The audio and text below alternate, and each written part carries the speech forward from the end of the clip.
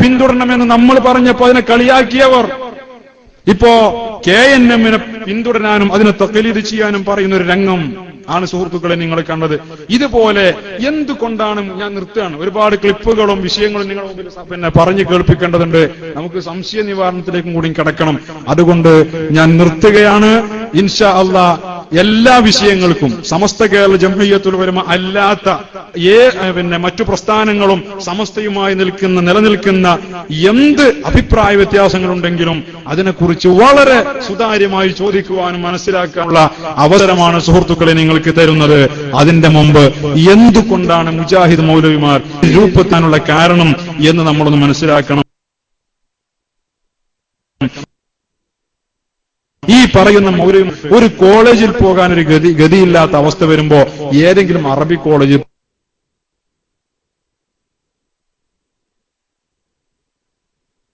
പോയി 2-3 കൊല്ലം പഠിച്ച് അഫ്ളൽ എടുത്ത് പുറത്തിറങ്ങാൻ ഫത്വ കൊടുക്കാൻ തുടങ്ങുകയാണ്.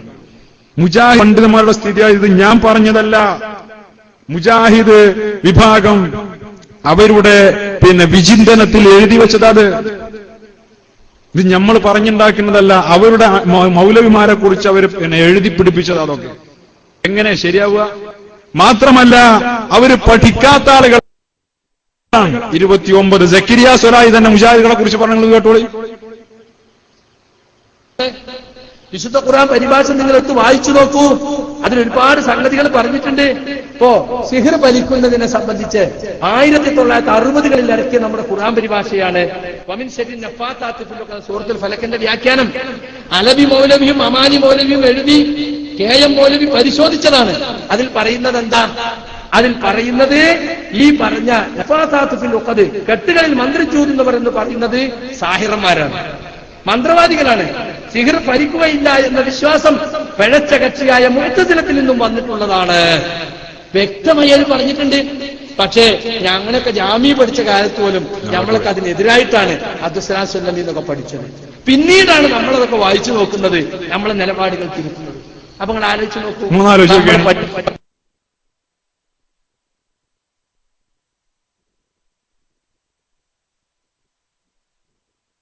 ജാമ്യയിൽ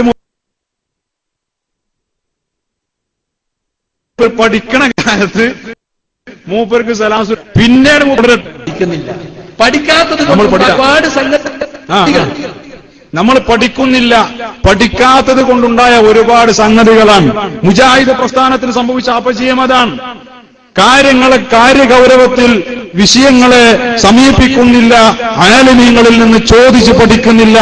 ആലിമീങ്ങളെ പരിഹസിച്ച് പുറംതള്ളുമ്പോൾ യഥാർത്ഥത്തിൽ സുന്നത്ത് ജമാഅത്തിൽ നിന്ന് എത്രയോ ദൂരത്തേക്ക് മുജാഹിദ് പ്രവർത്തകരും സാധാരണക്കാരും അകന്നു പോവുകയാണ്.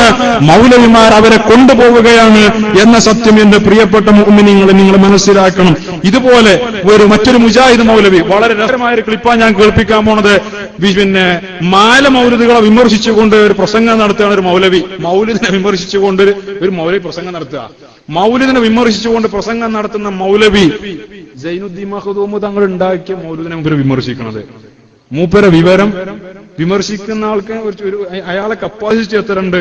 ഇതാണ് മുജാഹിദ് മൗലവിമാരുടെ ആകത്തുക. അതൊന്ന് കാണിച്ചു തരാൻ വേണ്ടി, അതൊന്ന് ബോധ്യപ്പെടുത്താൻ വേണ്ടി ഒരു മാല മൗലിദുകളെ വിമർശിച്ചുകൊണ്ട് പ്രസംഗം നടത്തുന്ന ഒരു മൗലവിയുടെ പ്രസംഗം എന്റെ പ്രിയപ്പെട്ട സുഹൃത്തുക്കളെ നിങ്ങളൊന്ന് കണ്ടു നോക്കൂ. 30 ഇസ്ലാമിന്റെ കാലത്ത് ഗംഭീരമായ ജലപ്രളയം, തൂഫാനുണ്ടായി,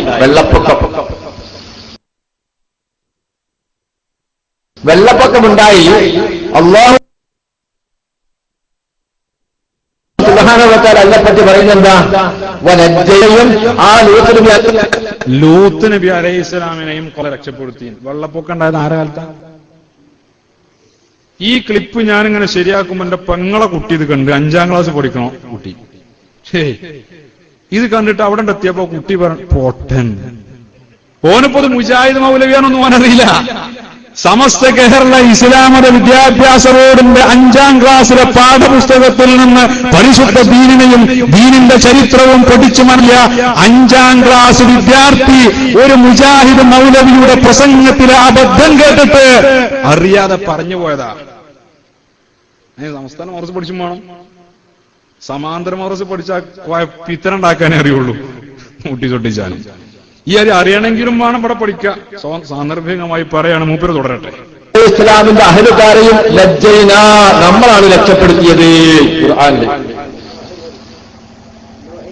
നൂഹ് നബി അലൈഹി ഇസ്ലാമിന്റെ ലൂത്ത് നബി അല്ലട്ടോ, നൂഹ് നബി അലൈഹി അല്ല ലൂത്ത് നബി അലൈഹി ഇസ്ലാമിന്റെ കാലത്ത് തൂഫാൻ ഉണ്ടായത്. അങ്ങനെ മറ്റേ ആള് പറഞ്ഞു ബാക്കിൽ നിന്ന് 2 ഫൂലാമാർ ഇയാൾ പറയുന്നത് കേട്ട് ആകെ ബേജാറാകാണ്. ഓര് അറിയാതെ ആണെങ്കിലും നാട്ടില് പള്ളിന്റെ അടുത്തുനിന്ന് വയല് കേട്ടിട്ടുണ്ടാവുമല്ലോ, ഇങ്ങനൊരു വെള്ളപ്പൊക്കം ഓര് കേട്ടിട്ടുണ്ട് ഇവിടുന്നോ. അപ്പം ഓര് പറഞ്ഞു കൊടുക്കുകയാണ്, അല്ല മൂല്യരെ നൂഹ് നബിന്റെ നൂഹ് നബിന്റെ കാലത്ത് അല്ലാണ്ട് ലൂത്ത് നബിന്റെ ഇത് മുജാഹിദ് മൗലവിമാരുടെ സ്ഥിരം ഏർപ്പാടാണ്. പറഞ്ഞു കൊടുത്താണ് തിരുത്താൻ കഴിയൂല. മൂപ്പർക്കാണ് തോന്നാണ് മൂപ്പര് പിടിച്ച മുയലിനാണ് ചെവി 3. അല്ല മൂലേരെ അത് നിങ്ങൾ അതിലൊന്ന് പൊന്തി നിൽക്കുന്നത് വാലാണ്, അത് ചെവി തന്നെയാണ്.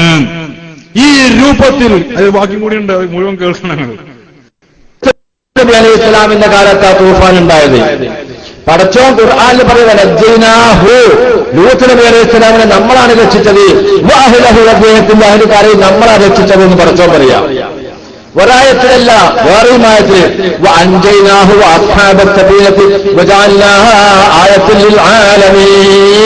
മുസ്ലിയാക്കന്മാരെ, ആലിമീങ്ങളെ, ഉസ്താദന്മാരെ ഒന്ന് മനസ്സ് തുറക്ക്. ലൂത്ത് നബി അലൈഹി ഇസ്ലാമിനെയും ആ കപ്പലുണ്ടായിരുന്ന മുഴുവൻ ആളുകളെയും നമ്മളാണ് രക്ഷിച്ചത്.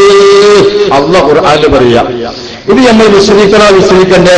വിശ്വസിക്കണം. വിശ്വസിച്ചാൽ മുഅ്മിനാണ്, വിശ്വസിച്ചില്ലെങ്കിലോ കാഫിറ. ഇതിന്റെ വിപരീതം വിശ്വസിച്ചാലോ അത് നേരെ തിരിഞ്ഞേക്കാണ് കേട്ടോ. അങ്ങനെ വിശ്വസിച്ചു പോയതേ. ലൂത്ത് നബിയുടെ കാലത്ത് വെള്ളപ്പൊക്കം ഉണ്ടായതെന്ന് വിശ്വസിച്ചാൽ മുഅ്മിനാകല്ലേ?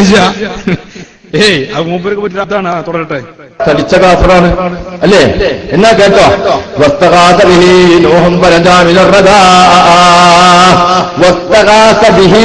മുഹമ്മദ് നബിയോട് സഹായം തേടി നൂഹ്.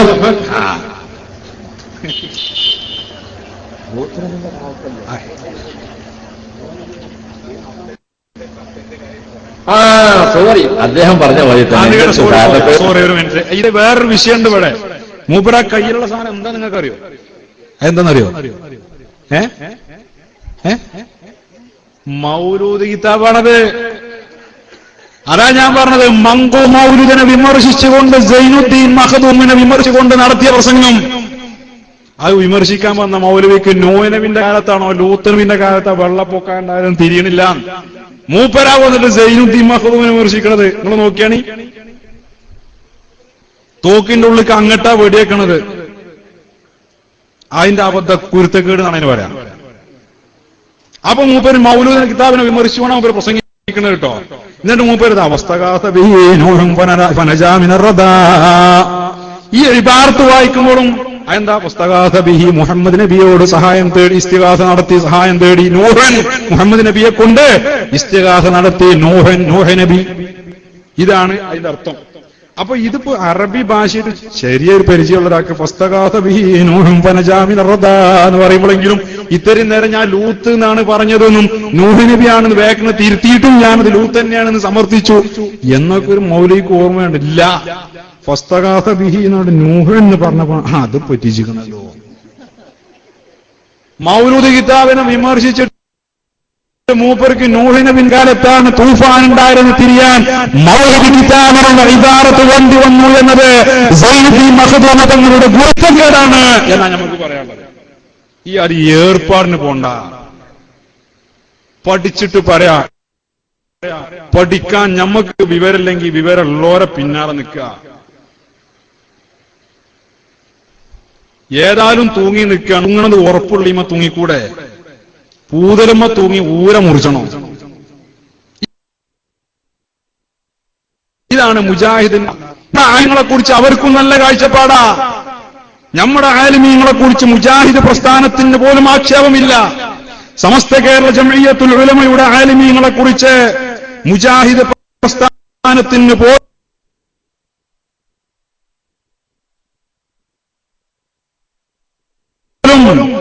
പോലും അംഗീകരിക്കുകയാണ്.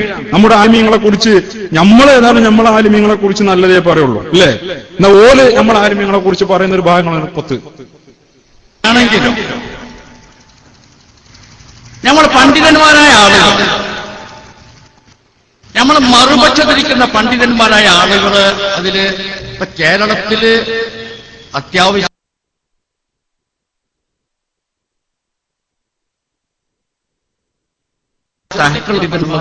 അതാണ് ബൈലക്സിൽ കുറെ ഈ വയറുണ്ട്. അത് ഞങ്ങളെ ബൈലക്സുകാരെ പ്രത്യേക ഒരു ഭാഷയാണ് ഈ വൈറസുകൾ. ഈ വൈറസുകൾ സമസ്ത കേരള ജമിയത്തുൽ ഉലമയാണെന്ന് പറയുമ്പോ അതിനൊരു പുതിയ തെളിവിലൊക്കെ ഉണ്ടാകാൻ സാധ്യതയുണ്ട്. അത് കാന്തപുര ഉസ്താദിന്റെ സംസ്ഥയാണ്.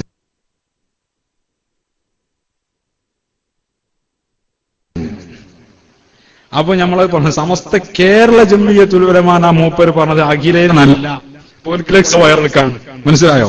തുടരട്ടെ. നല്ല ഭയഭക്തിയുള്ള പണ്ഡിതന്മാർ സമസ്തയിലുണ്ട്. കണ്ടങ്ങള് നമ്മുടെ ആലിമീങ്ങളെ കുറിച്ച് മുജാഹിദ് വിഭാഗത്തിന്റെ KNM പ്രസിഡന്റ് അല്ലേ എമൈതങ്ങൾ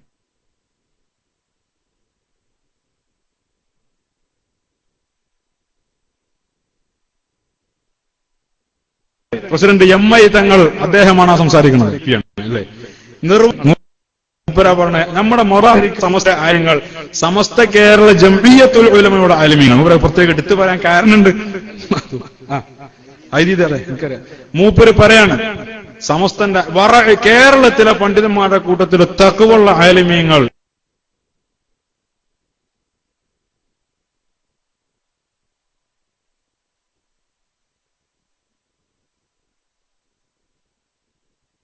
വിവരമുള്ളവര് വാക്ക് നഷ്ടപ്പെടാറില്ല. ഞങ്ങളുടെ ആലിമീങ്ങൾ ആരും ജനങ്ങളോട് നുണ പറഞ്ഞ് പിരിച്ച് അതുകൊണ്ട് പിന്നെ അതിനെ കുംഭ വീർപ്പിക്കും എന്നുള്ള പേടി ഞങ്ങൾക്കില്ല. ചെറുശ്ശേരി ഉസ്താദിനെ കുറിച്ച് നമുക്ക് അങ്ങനത്തെ ഒരു പേടില്ല. കോയക്കുട്ടി ഉസ്താദിനെ കുറിച്ച് നമുക്ക് അങ്ങനത്തെ ഒരു പേടില്ല. കാരണം ആത്മീയതയിൽ മാത്രമാണ് അവരുടെ ശ്രദ്ധ. തനിക്ക് മരണാനന്തരം കിടക്കാനുള്ള ഖബറ് കുഴിച്ചു വെച്ച് തന്റെ ജീവിതകാലത്ത് തന്നെ മരണത്തെക്കുറിച്ച് എപ്പോഴും ഓർമ്മ നിലനിൽക്കാൻ വേണ്ടി തനിക്ക് മുൻകൂട്ടി ഖബറ് കുഴിച്ചു വെച്ച വയോധികരായ ആത്മീയ ജ്യോതിസാണ് ഇന്ന് സമസ്ത കേരള ജമിയത്തുൽ ഉലമയെ നയിച്ചുകൊണ്ടിരിക്കുന്ന കോയക്കുട്ടി ഉസ്താദ്. ഇവിടെ പലർക്കും ഖബറ് കാണുന്നത് പേടിയാണ്. പലർക്കും ഖബറ് കാണുന്നത് പേടിയാണ്. കാരണം കുറച്ചൊന്നുമല്ലല്ലോ ബാധ്യത കൊടുത്തു വീട്ടാനുള്ളത്.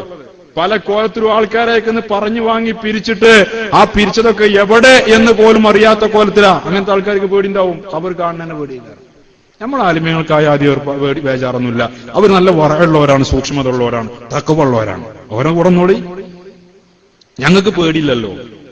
ഞങ്ങൾക്കൊരു ആദർശ സമ്മേളനം നടക്കുമ്പോ മുടി ചോദിക്കാൻ പാടില്ല എന്നൊരു നിബന്ധന വെക്കേണ്ടിയല്ലോ, അല്ലെങ്കിൽ ജിന്ന് ചോദിക്കരുതെന്നൊരു നിബന്ധന വെക്കേണ്ടിയല്ലോ. ഞങ്ങൾക്ക് ഏത് വിഷയവുമായി നിങ്ങൾക്ക് സമീപിക്കാവുന്നതാണെന്ന് തുറന്നു പറയാൻ കഴിയുന്നത് ഞങ്ങൾ നിൽക്കുന്ന ഫ്ലാറ്റ് നന്നായതുകൊണ്ടാണ്. ഇതൊരു പൈതൃകമുള്ള പാരമ്പര്യമുള്ള പ്രസ്ഥാനമാണ്.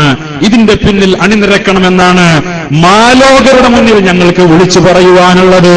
നമ്മുടെ ഈമാൻ സലാമത്താകണമെങ്കിൽ തപ്പ് നടത്തി, വഞ്ചന നടത്തി, കളവ് പറഞ്ഞ് സമൂഹത്തിന്റെ ഇടയിൽ ഭിന്നതകളും കുഴപ്പങ്ങളും ഉണ്ടാക്കുന്നവരുടെ പിന്നിൽ പോയാൽ ഏത് കോലം കെട്ടിയാലും അവരെ സമൂഹം തിരിച്ചറിയണം. നേതാക്കന്മാരെ നോക്കുക, അവരുടെ സൂക്ഷ്മത നോക്കുക, അവരുടെ വറ നോക്കുക, അവരുടെ വഴി നോക്കുക. ആ വഴി ക്ലിയറാണോ, നല്ല വഴിയാണോ എങ്കിൽ അതിന്റെ പിന്നാലെ പോവുക. കരുത്തുറ്റ ആളുകളുടെ പിന്നിൽ പോവുക. ഞാൻ നേരത്തെ പറഞ്ഞതുപോലെ പൂതലുകളുടെ പിന്നാലെ പോയാൽ ഊരമുറിഞ്ഞു വീഴും. അല്ലാഹു സുബ്ഹാനഹു വ തആല കാത്തു രക്ഷിക്കട്ടെ. നമുക്ക് അല്ലാഹു സുബ്ഹാനഹു വ തആല നമ്മുടെയൊക്കെ സുഹൃത്തുക്കൾ, സഹോദരങ്ങൾ, ഒരുപാട് ആളുകൾ നമ്മുടെ നാടുകളിലും വീടുകളിലും കുടുംബങ്ങളിലുമൊക്കെ വഴിമാറി നിൽക്കുന്നവരും സത്യത്തെ ബോധ്യപ്പെടാൻ സാധിക്കാതെ മാറി നിൽക്കുന്നവരുമൊക്കെ ഉണ്ട്. അല്ലാഹു അവർക്കൊക്കെ ഹിദായത്ത് പ്രദാനം ചെയ്യട്ടെ എന്ന് ദുആ ചെയ്തുകൊണ്ട് സംശയ നിവാരണത്തിനുള്ള അവസരമാണ്. അതുകൊണ്ട് എന്റെ പ്രിയപ്പെട്ട സുഹൃത്തുക്കൾ, വളരെ മാന്യമായി ബഹുമാനപ്പെട്ട അബ്ദുൽ ഗഫൂർ അൻവരി ഉസ്താദ് ഇന്ന് കേരളത്തിലെ ആദർശ രംഗത്ത് സജീവ സാന്നിധ്യമായ ബഹുമാനപ്പെട്ട അബ്ദുൽ ഗഫൂർ അൻവരി ഉസ്താദ് വളരെ നല്ല നിലയിൽ നിങ്ങൾക്ക് മറുപടി പറയുന്നതാണ്. അതുകൊണ്ട് ചോദ്യകർത്താക്കൾക്കുള്ള അവസരം നിങ്ങൾ ആരെങ്കിലും കാര്യത്തോടെ ഒന്ന് നിൽക്കണം.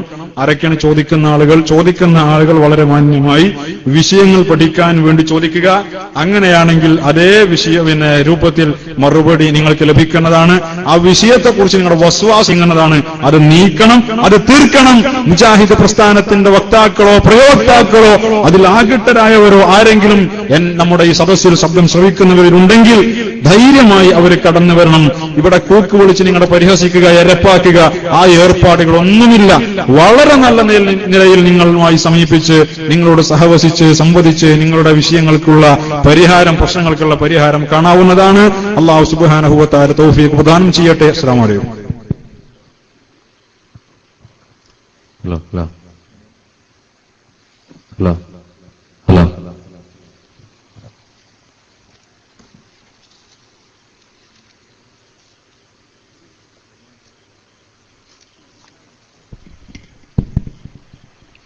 അസ്സലാമു അലൈക്കും വറഹ്മത്തുള്ളാഹി വബറകാതുഹു.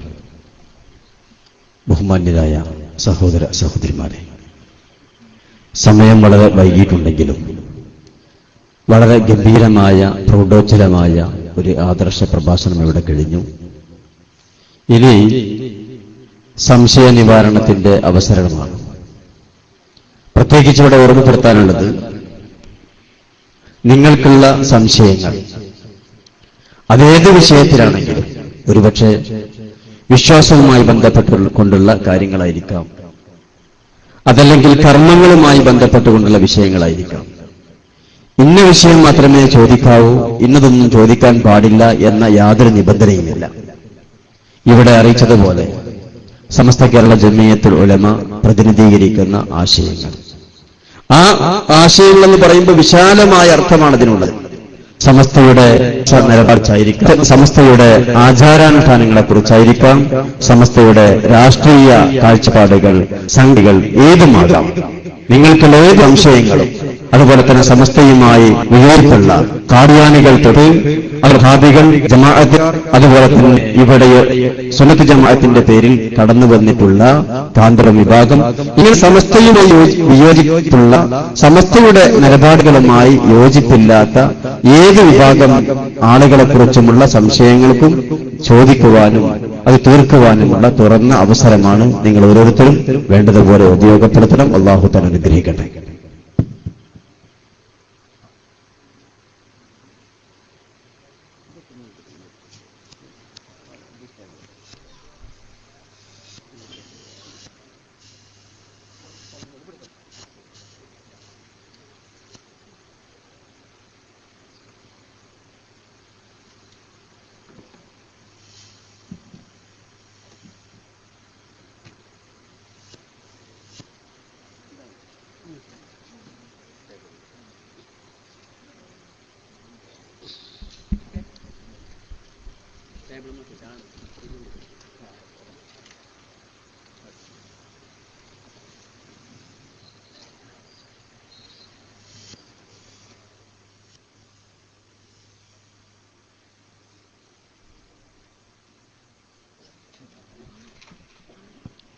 അസ്സലാമു അലൈക്കും.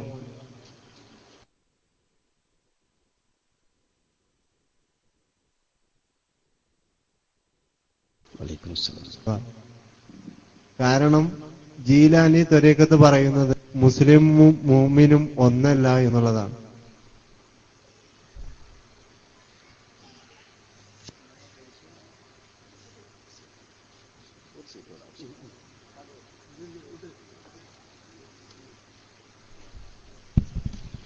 സഹോദരന്റെ സംശയം, നിങ്ങൾ ജീലാനി ത്വരീഖത്തിന്റെ ആളാണോ? മറ്റുള്ള തന്നെ പറഞ്ഞ സൗകര്യം അല്ല, അവരെ ആളുകളെ നമ്മളോട് ചോദിച്ചു. ജീലാനി ത്വരീഖത്ത് എന്ന പേരിൽ ഈ അടുത്ത കാലത്തായി നമ്മുടെ നാട്ടിൽ അറിയപ്പെട്ട ഒരു വിഭാഗം ആളുകളുണ്ട്. ആലുവയിലെ തുരുത്ത് എന്ന പ്രദേശത്തുള്ള യൂസുഫ് സുൽത്താൻ എന്ന പേരിൽ അറിയപ്പെടുന്ന ഒരു വ്യക്തി, അദ്ദേഹം നേതൃത്വം കൊടുക്കുന്ന ഒരു ത്വരീഖത്ത്.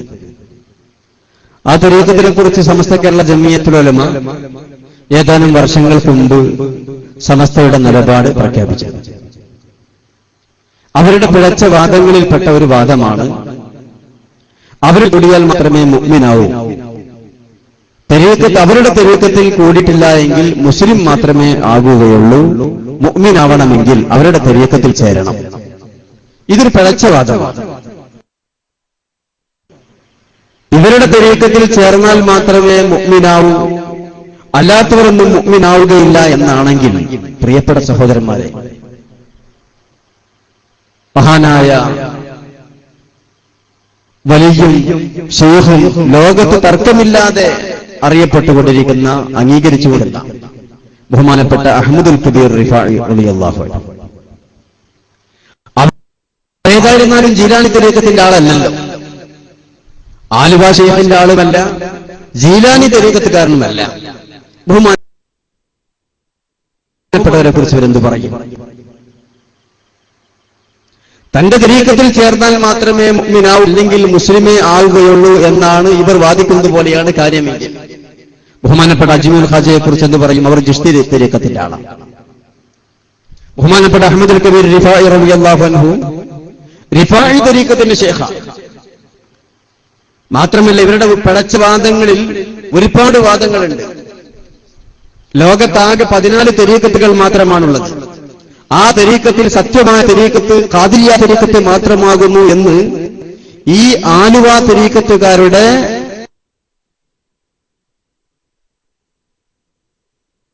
അബദ്ധവാ. ലോകത്താകെ 14 തരീഖത്തുകൾ മാത്രമാണ്. ആ തരീഖത്തുകളിൽ ശരീഅത്തിനോട് യോജിപ്പുള്ള തരീഖത്ത് ഖാദിരിയ തരീഖത്ത് മാത്രമാകുന്നു എന്നാണ് ആലുവയിലെ ശൈഖ് എന്ന് പറയപ്പെടുന്ന വ്യക്തിയുടെ വാദം. ഖാദിരിയ തരീഖത്ത് മാത്രമാണ് ശരിയാ തരീഖത്ത് എന്ന് പറഞ്ഞാൽ, മഹാനായ അഹ്മദുൽ കബീർ റിഫാഇ റളിയല്ലാഹു അൻഹുവിന്റെ തരീഖത്ത് ശരിയല്ല, അജ്മീർ ഖാജയുടെ തരീഖത്ത് ശരിയല്ല, ഇബ്രാഹിം ദസുഖി അവരുടെ തരീഖത്ത് ശരിയല്ല റളിയല്ലാഹു അൻഹും. ഇതല്ലേ ഇങ്ങനെയുള്ള ഒരുപാട് പിഴച്ച വാദങ്ങൾ, ഒരുപാട് അബദ്ധങ്ങൾ തരീഖത്തിന്റെ പേരിൽ പറയുന്ന, ഇസ്ലാമിന്റെ പേരിൽ പറയുന്ന, തീർത്തും യോഗ്യനല്ലാത്ത, തരീഖത്തിൽ നിന്ന് മാത്രമല്ല ഒരു ഇസ്ലാമിക പണ്ഡിതനായിക്കൊണ്ട് രംഗത്ത് വരാൻ പോലും യോഗ്യനല്ലാത്തൊരു വ്യക്തിയാണ് ആലുവയിലെ യൂസുഫ് സുൽത്താൻ. അദ്ദേഹത്തിന്റെ ആശയങ്ങളിലും അദ്ദേഹത്തിന്റെ തരീഖത്തുകാരിലും ധാരാളം അബദ്ധങ്ങൾ.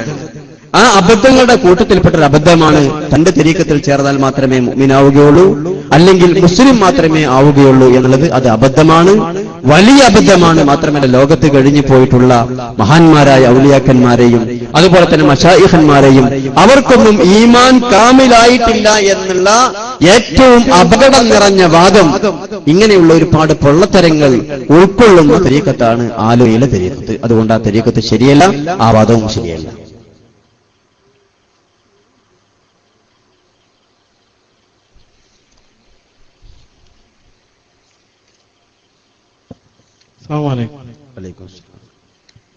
സലാം ചൊല്ലല് സുന്നത്തും മടക്കല് നിർബന്ധവുമാണ്.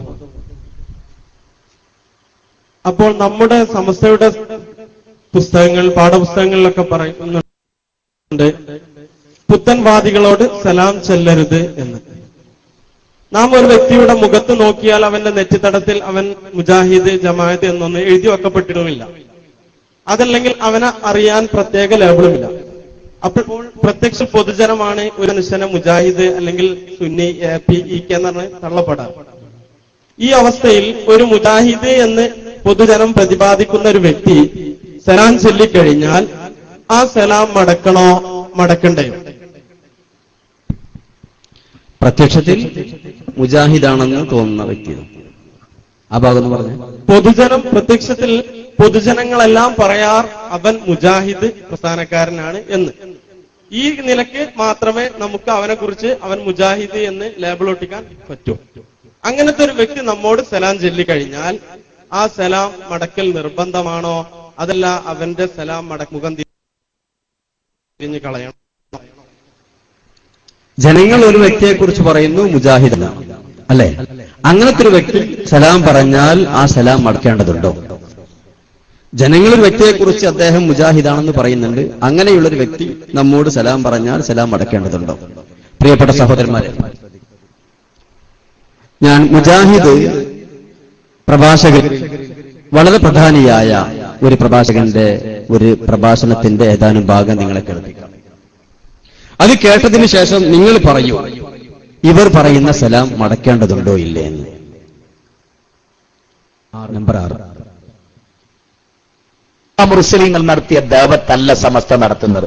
വളരെ കൃത്യമായി പറഞ്ഞ, എന്റെ ശൈലി പറഞ്ഞ, സമസ്ത ഇസ്ലാമിക സമൂഹമല്ല.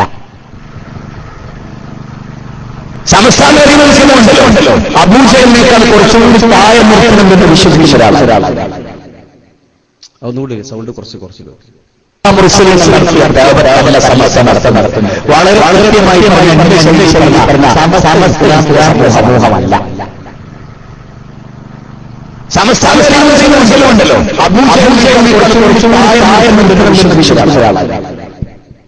എന്താ നിങ്ങൾ കേട്ടത്? സമസ്ത ഇസ്ലാമിക സമൂഹമല്ല. അബൂജഹലിനേക്കാൾ കുറച്ച് താഴെ നിർത്തേണ്ടുന്ന വിഭാഗമാണ് സമസ്തക്കാർ. ഇതാണ് വഹാബികൾക്ക് നമ്മെക്കുറിച്ചുള്ള കാഴ്ചപ്പാട്. ഇനി ഇവർ നമ്മോട് സലാം പറയാൻ പറ്റുമോ? ഇങ്ങനെ നമ്മെക്കുറിച്ച് കടുത്ത മുശ്രിക്കുകളാണ്, അബൂജഹലിനേക്കാൾ മോശക്കാരാണ് എന്നാണ് വഹാബികൾ നമ്മെക്കുറിച്ച് പറയുന്നത്. ഇങ്ങനെ നമ്മെ മുശ്രിക്കാക്കുന്ന, കാഫിറാക്കുന്ന, അബൂജഹലിനേക്കാൾ മോശക്കാരെന്ന് പറയുന്ന ഈ വിഭാഗം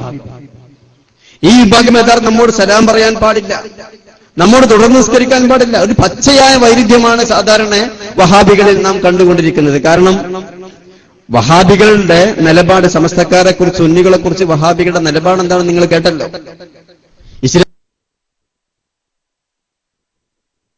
ഇസ്ലാമിക സമൂഹമല്ല എന്ന് മുജമു എന്ന് അദ്ദേഹം, എന്നിട്ടും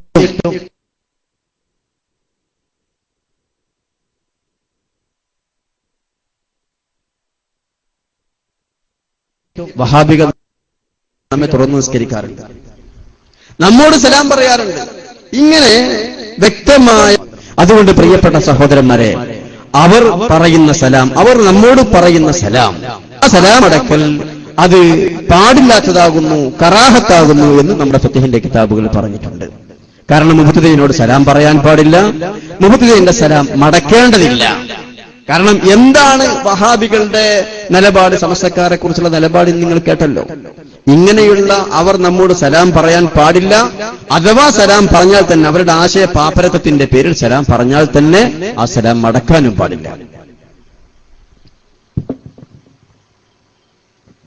അപ്പോ അതിൽ നിന്നും ഇത്രയും കർക്കശ നിലപാടുള്ളവർ പറഞ്ഞാൽ മാത്രമാണോ, അതല്ല അവരിൽ നിന്ന് കുറച്ച് സോഫ്റ്റ് ആയ മുജാഹിദ് പറഞ്ഞാല് നമുക്ക് മടക്കാൻ പറ്റും?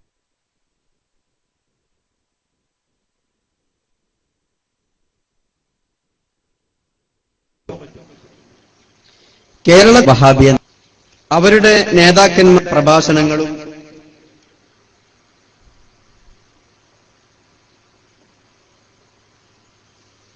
എഴുത്തുകളുമൊക്കെ പരിശോധിക്കുമ്പോൾ വഹാബികളുടെ എന്നത്തെ നിലപാട്, ഇപ്പൊ നിങ്ങൾ നേരത്തെ കേട്ട പ്രഭാഷണം ഇന്നും ജീവിച്ചിരിപ്പുള്ള മുജാഹിദ് ബാലുശ്ശേരിയുടെ പ്രഭാഷണമാണ്.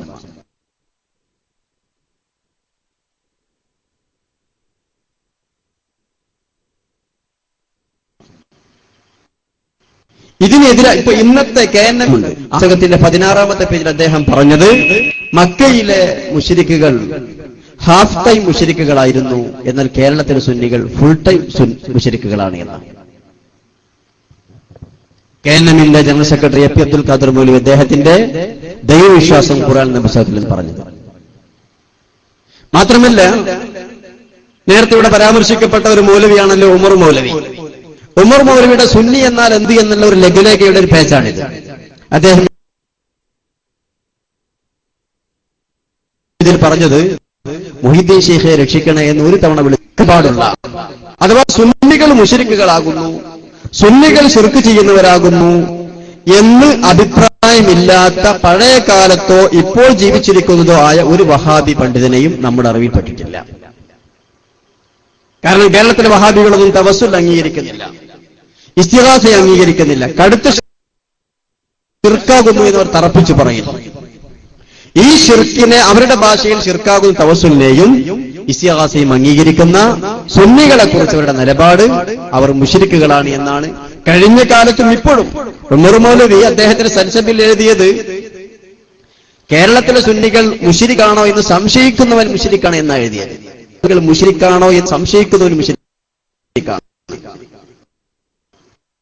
അബൂജഹലിനേക്കാൾ കടുത്തൽ മുശ്രിക്കാകുന്നു എന്ന് മുജാഹിദ് ബാലുശ്ശേരിയുടെ പ്രഭാഷണം നിങ്ങൾ കേട്ടു.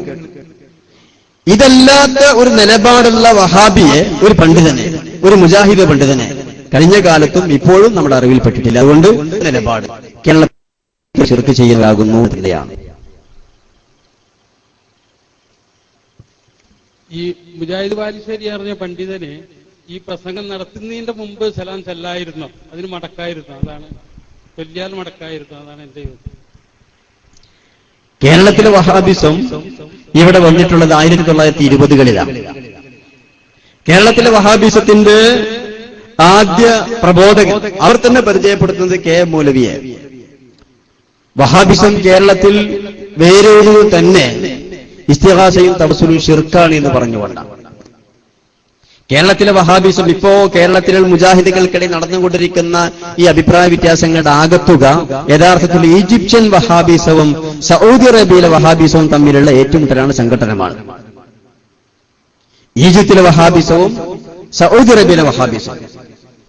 കേരളത്തിൽ വന്നത്, കേരളത്തിൽ പ്രചരിച്ചത് യഥാർത്ഥത്തിൽ ഈജിപ്തിലെ വഹാബിസമായിരുന്നു. കാരണം റഷീദുൽ ജില്ല, ജമാലുദ്ദീൻ വഹ്ബി നേതാക്കളുടെ ലഘുലേഖകളും പുസ്തകങ്ങളും അതാണ് KM മൗലവിയെ പോലെയുള്ള ആളുകളെ സ്വാധീനിച്ചതും അവരിലൂടെയാണ് കേരളത്തിൽ വഹാബിസം പ്രചരിച്ചത്. പിന്നീട് കേരളത്തിലുള്ള ആളുകൾക്ക്, പൊതുവെ കേരളത്തിലുള്ള മുസ്ലിമീങ്ങൾക്ക് സൗദി അറേബ്യ അടക്കമുള്ള അറബ് രാജ്യങ്ങളുമായുള്ള ബന്ധം വർദ്ധിച്ചു. ബന്ധം വർദ്ധിച്ചപ്പോഴാണ് ഇവിടെയുള്ള വഹാബിസവും സൗദി അറേബ്യയുള്ള വഹാബി പൊരുത്തക്കേടുകൾ അനുഭവപ്പെട്ടു തുടങ്ങിയത്. ഇങ്ങനെ പൊരുത്തക്കേടുകൾ അനുഭവപ്പെടുകയും ഇത് അവരുടെ പണ്ഡിതന്മാർക്കിടയിൽ ചർച്ചയാവുകയും ചെയ്തതിന്റെ ചുരുക്കമാണ് ഇന്ന് കേരളത്തിൽ വഹാബികൾക്കിടയിൽ നടന്നുകൊണ്ടിരിക്കുന്ന ഈ ആശയ സംഘടനകളുടെ ആശയപരമായ അഭിപ്രായ വ്യത്യാസങ്ങളുടെ ചുരുക്കം. ഞാൻ പറഞ്ഞതിന്റെ കേരളത്തിൽ വഹാബിസം വന്ന അന്ന് മുതൽക്ക് തന്നെ സുന്നികൾ ശിർക്ക് ചെയ്യുന്നവരാണ്, സുന്നികൾ മുശ്രിക്കുകളാകുന്നു എന്ന വാദം KM മൗലവി മുതൽക്കുള്ള ആളുകൾക്കുണ്ടായിട്ടുണ്ട്. ഒരു കാലത്തും കേരളത്തിലെ വഹാബികൾക്ക് സുന്നികൾ ശിർക്ക് ചെയ്യാത്തവരാണ്, സുന്നികൾ മുശ്രിക്കുകളല്ല എന്ന വാദം ഉണ്ടായിട്ടില്ല. അത് ഒരു വേള മുജാഹിദ് ബാലുശ്ശേരി തുറന്നു പ്രസംഗിച്ചു എന്ന് മാത്രം. അതല്ലാതെ വഹാബികൾക്ക് സുന്നികളെക്കുറിച്ചും അവർ മുശ്രിക്കല്ല എന്ന് പറയുന്ന ഒരു ഘട്ടം ഉണ്ടായിട്ടില്ല.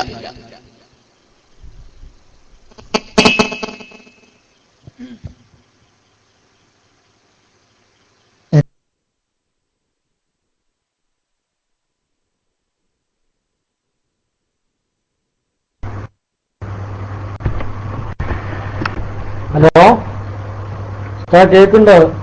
കേൾക്കുന്നുണ്ട്, രസം അടിക്ക്. ഹലോ,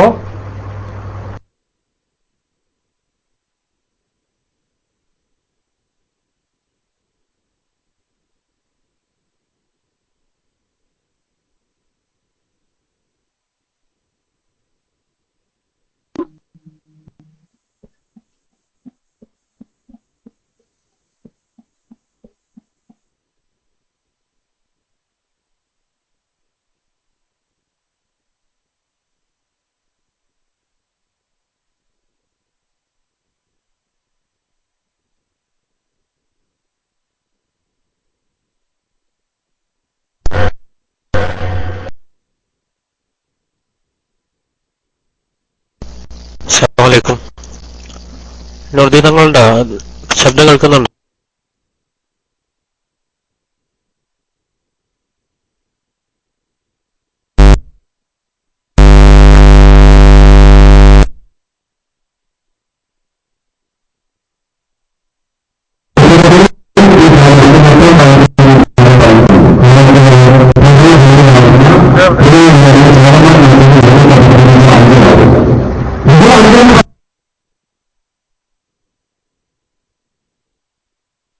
മുമ്പുള്ള സമയമാണ്. അപ്പൊ കേരളത്തിലെ ഇസ്ലാമിക സാന്നിധ്യം നബി സല്ലല്ലാഹു അലൈഹി വസല്ലം തങ്ങളുടെ കാലത്ത് തന്നെ ഉണ്ടായിട്ടുണ്ട്. ബഹുമാനപ്പെട്ട മാലിക് ദിനാർ റളിയല്ലാഹു അൻഹു, അതിനുശേഷം സഹാബിമാർ, താബിഈങ്ങൾ, അതുപോലെ തന്നെ മഹാന്മാരാകുന്ന ഔലിയാക്കന്മാരും ആരിഫീങ്ങളും. അന്നൊന്നും യാതൊരു വിഷയങ്ങളും അഭിപ്രായ വ്യത്യാസങ്ങളില്ല. പിന്നീട് ഞാൻ നേരത്തെ സൂചിപ്പിച്ചതുപോലെ KM മൗലവിയെ പോലെയുള്ള ചില ആളുകൾക്ക് ഈജിപ്തിൽ ഇസ്ലാമിക വിപ്ലവത്തിന്റെ പേരിൽ പ്രസിദ്ധീകരിച്ചുകൊണ്ടിരിക്കുന്ന അൽമനാർ പോലെയുള്ള ചില പുസ്തകങ്ങളിൽ അവർ സ്വാധീനിക്കപ്പെടുകയും അങ്ങനെ അൽമനാർ പോലെയുള്ള റഷീദ് റിളയുടെ നേതൃത്വത്തിൽ പ്രസിദ്ധീകരിക്കപ്പെടുന്ന പുസ്തകങ്ങളുടെയും ലഘുലേഖകളുടെയും വായനക്കാരാവുകയും അതിലെ വഹാബിസം ആകർഷിക്കുകയും അതിലൂടെയാണ് കേരളത്തിൽ മുസ്ലിം ഐക്യസംഘം എന്ന പേരിൽ ആദ്യമായിക്കൊണ്ട് വഹാബിസം കേരളത്തിലേക്ക് എത്തുന്നത്. ഈ വഹാബിസത്തെ പ്രതിരോധിക്കാൻ വേണ്ടിയാണ് മുസ്ലിമീങ്ങളുടെ അഖീദകളെയും അമലുകളെയും തനതായ രീതിയിൽ സംരക്ഷിച്ചുകൊണ്ട് മുസ്ലിമീങ്ങൾക്ക് പറഞ്ഞു കൊടുക്കുന്നതിന്റെ ഭാഗമായിക്കൊണ്ടാണ് 1926 സമസ്ത കേരള ജമിയത്തുൽ ഉലമ രൂപീകരിച്ചിട്ടുള്ളത്.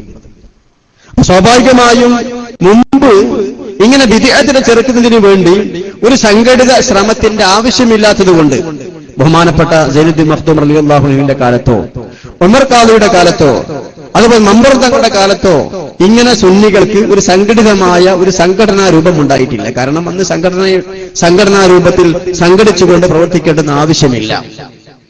പിന്നീട് മുസ്ലിം ഐക്യ സംഘം എന്ന പേരിൽ വഹാബി സംഘടന രൂപീകരിക്കപ്പെട്ടു. മുസ്ലിമുകളുടെ വിശ്വാസങ്ങളെയും അമലുകളെയും ചോദ്യം ചെയ്യുന്ന സാഹചര്യം വന്നു. അപ്പൊ സംഘടിതമായി കണ്ടതിന് നേരിടേണ്ടുന്ന അവസ്ഥ വന്നപ്പോഴാണ് സമസ്ത കേരള ജമിയത്തുൽ ഉലമ രൂപീകരിച്ചിട്ടുള്ളത്. അപ്പോൾ സംഘടനാ രൂപീകരണം എന്ന നിലക്ക് നോക്കുമ്പോൾ ഇവിടെ സമസ്തയുടെ മുമ്പ് തന്നെ ഉണ്ടായ സംഘമാണ് വഹാബി വിഭാഗമാകുന്ന മുസ്ലിം ഐക്യ സംഘം. അതുകൊണ്ട് തന്നെ സംഘടനയുടെ വർഷം കണക്കാക്കുമ്പോൾ ഒരു പക്ഷേ സമസ്തയേക്കാൾ കൂടുതൽ പഴക്കം വഹാബി സംഘടനക്കുണ്ടാവാം. അതിനു മുമ്പ് സമസ്ത എന്തുകൊണ്ടുണ്ടായില്ല? അതല്ലെങ്കിൽ സുന്നി സംഘടനകൾ എന്തുകൊണ്ടുണ്ടായില്ല? അന്ന് മുസ്ലിമീങ്ങളുടെ വിശ്വാസങ്ങളെയും കർമ്മങ്ങളെയും ചോദ്യം ചെയ്യുന്ന ഒരു സാഹചര്യമോ പ്രത്യേകമായി ഇതിനെ സംരക്ഷിക്കേണ്ടുന്ന ഒരു സാഹചര്യമോ ഇല്ലാത്തത് കൊണ്ടാണ് അതിനു മുമ്പ് ഒരു സുന്നി സംഘടിത സ്വഭാവം, ഒരു സംഘടനാ സ്വഭാവം ഇല്ലാതിരിക്കുകയും പിന്നീട് അതിന്റെ ആവശ്യം വന്നപ്പോ സമസ്ത കേരള ജമിയത്തുൽ ഉലമ രൂപീകരിക്കപ്പെടുകയും ചെയ്തിട്ടുള്ളത്.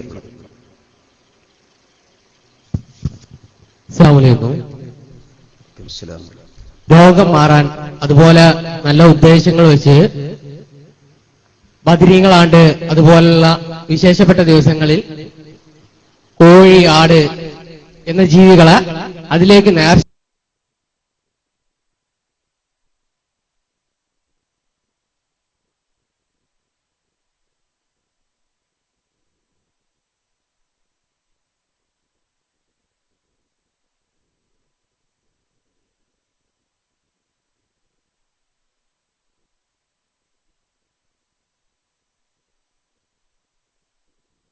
ാക്കി ആളുകളിവിടെ അതിൽ ഇസ്ലാമികമായിട്ട് ആ നേർച്ച ബദരീങ്ങളാണ്ടിലേക്ക് ആ നേർ പോലെ അല്ലേ ആദ്യകാലത്ത് മന്ത്രം പോലെയുള്ള നേർച്ച പോലെയുള്ള ആത്മീയ ചികിത്സകളെ നമ്മുടെ നാട്ടിലെ വഹാബികൾ വിമർശിച്ചിരുന്നു.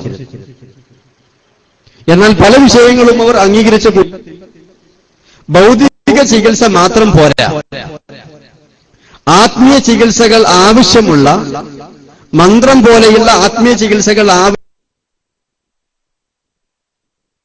ആവശ്യമുള്ള രോഗങ്ങളും രോഗങ്ങളുടെ കൂട്ടത്തിലുണ്ട് എന്ന് ഇപ്പോ വഹാബികൾ അംഗീകരിച്ചിട്ടുണ്ട്. ഒരു 16 ഏത് രോഗമുണ്ടോ ആ രോഗ കാരണം ഉണ്ടാവും. എന്തെങ്കിലും ഒരു കാരണം ഉണ്ടാവും. ഒരു വൈറസ് ഉണ്ടാവും, അല്ലെങ്കിൽ ഒരു കാരണം ഉണ്ടാവും. അല്ലേ അല്ലേ ആ കാരണം എല്ലാ രോഗത്തിന്റെയും കാരണം പനിയാവട്ടെ, ജലദോഷാവട്ടെ, പിന്നെ ചുമയാവട്ടെ, മറ്റ് ഏതെങ്കിലും വലിയ ക്യാൻസർ ആവട്ടെ, വലിയ രോഗങ്ങളാവട്ടെ, എന്തായിരുന്നാലും ശരി അതിനൊരു പല രോഗമുണ്ടാകാം. എല്ലാ രോഗങ്ങളും ഒരു കാരണം ശൈത്താനാണ്. മറ്റു കാരണങ്ങളുണ്ടാകുന്ന രോഗങ്ങളുടെ ചികിത്സ കൊണ്ട് തന്നെ മാറും.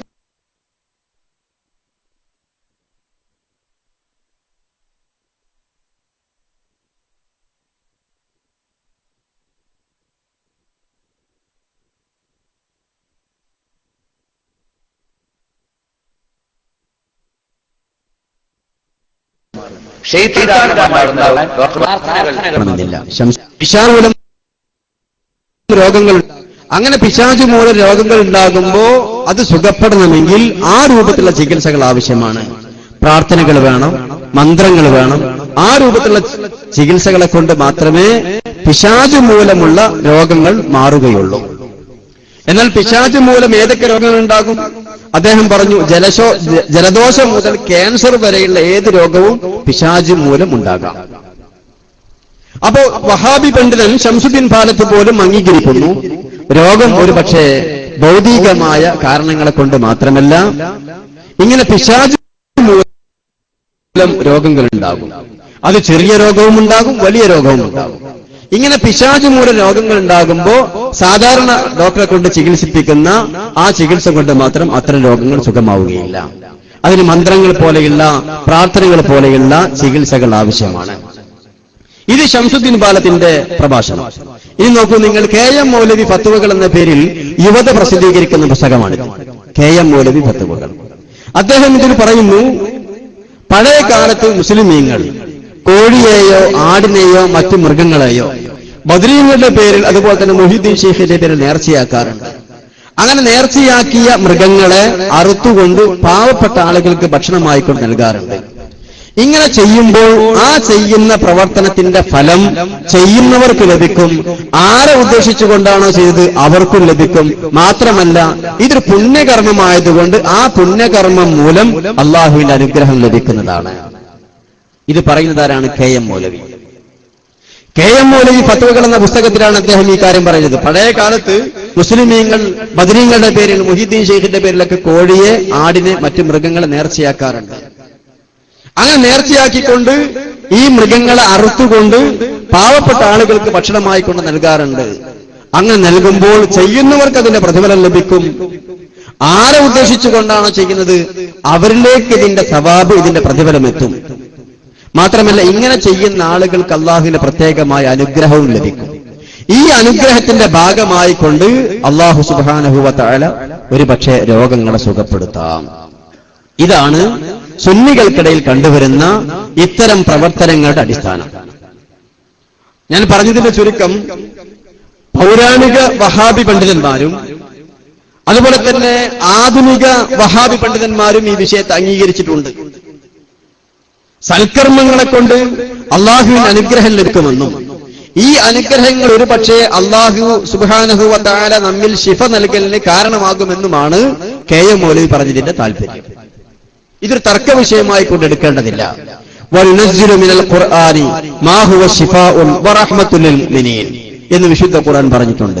ഖുർആൻ അതുപോലെയുള്ള ദിക്റുകൾ അതുകൊണ്ട് ശിഫ ലഭിക്കും, റഹ്മത്ത് ലഭിക്കുമെന്ന് ഖുർആൻ പറഞ്ഞിട്ടുണ്ട്. ഈ ആയത്തിന്റെ അടിസ്ഥാനത്തിലാണ് ഇത്തരം സംഗതികളൊക്കെ നാം ചെയ്തു വരുന്നത്. നമ്മുടെ ഉദ്ദേശം സഫലമായില്ല, അങ്ങനെയാണെങ്കിൽ ആ നേർച്ച വീട്ടേണ്ടതുണ്ടോ? രോഗം മാറാനാണ് നേർച്ച നേർന്നത്, രോഗം മാറുന്നില്ല, നമ്മൾ നൽകേണ്ട നേർച്ച കൊടുക്കണോ? ചോദ്യം ചോദിക്കുന്ന ആൾക്കാരെ ഒന്ന് എണീറ്റെന്ന് ചോദിക്കുകയാണെങ്കിൽ അത് മാന്യതയാണല്ലോ, അല്ലെ? ഒരു അദബാണ്. അവിടെ പറഞ്ഞു. നേർച്ച രണ്ട് തരത്തിലുള്ള നേർച്ചയുണ്ട്. ഒരു നേർച്ച എന്റെ രോഗം സുഖമായാൽ അല്ലെങ്കിൽ ഉദ്ദേശിക്കുന്ന കാര്യം നിറവേറിയാൽ ഇങ്ങനെ ചെയ്യാം.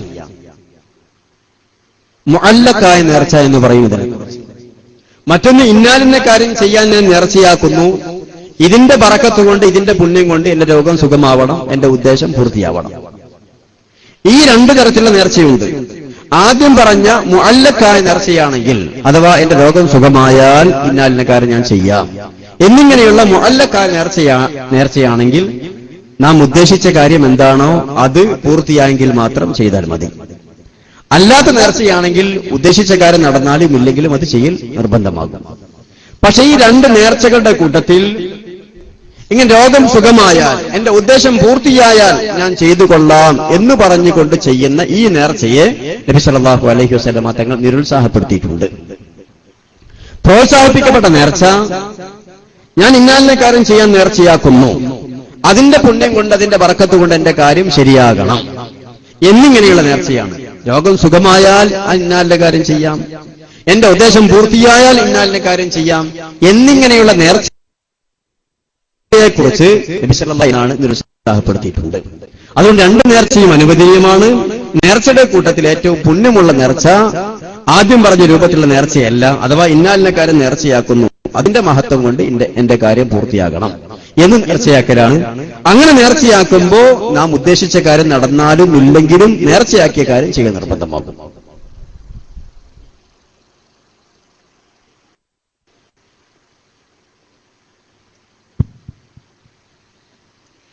നമ്മുടെ ഏത് പരിപാടികളിലും ഒരു ലേലം ചെയ്യുന്ന സമ്പ്രദായം നാം എപ്പോഴും കേൾക്കാറുണ്ട്.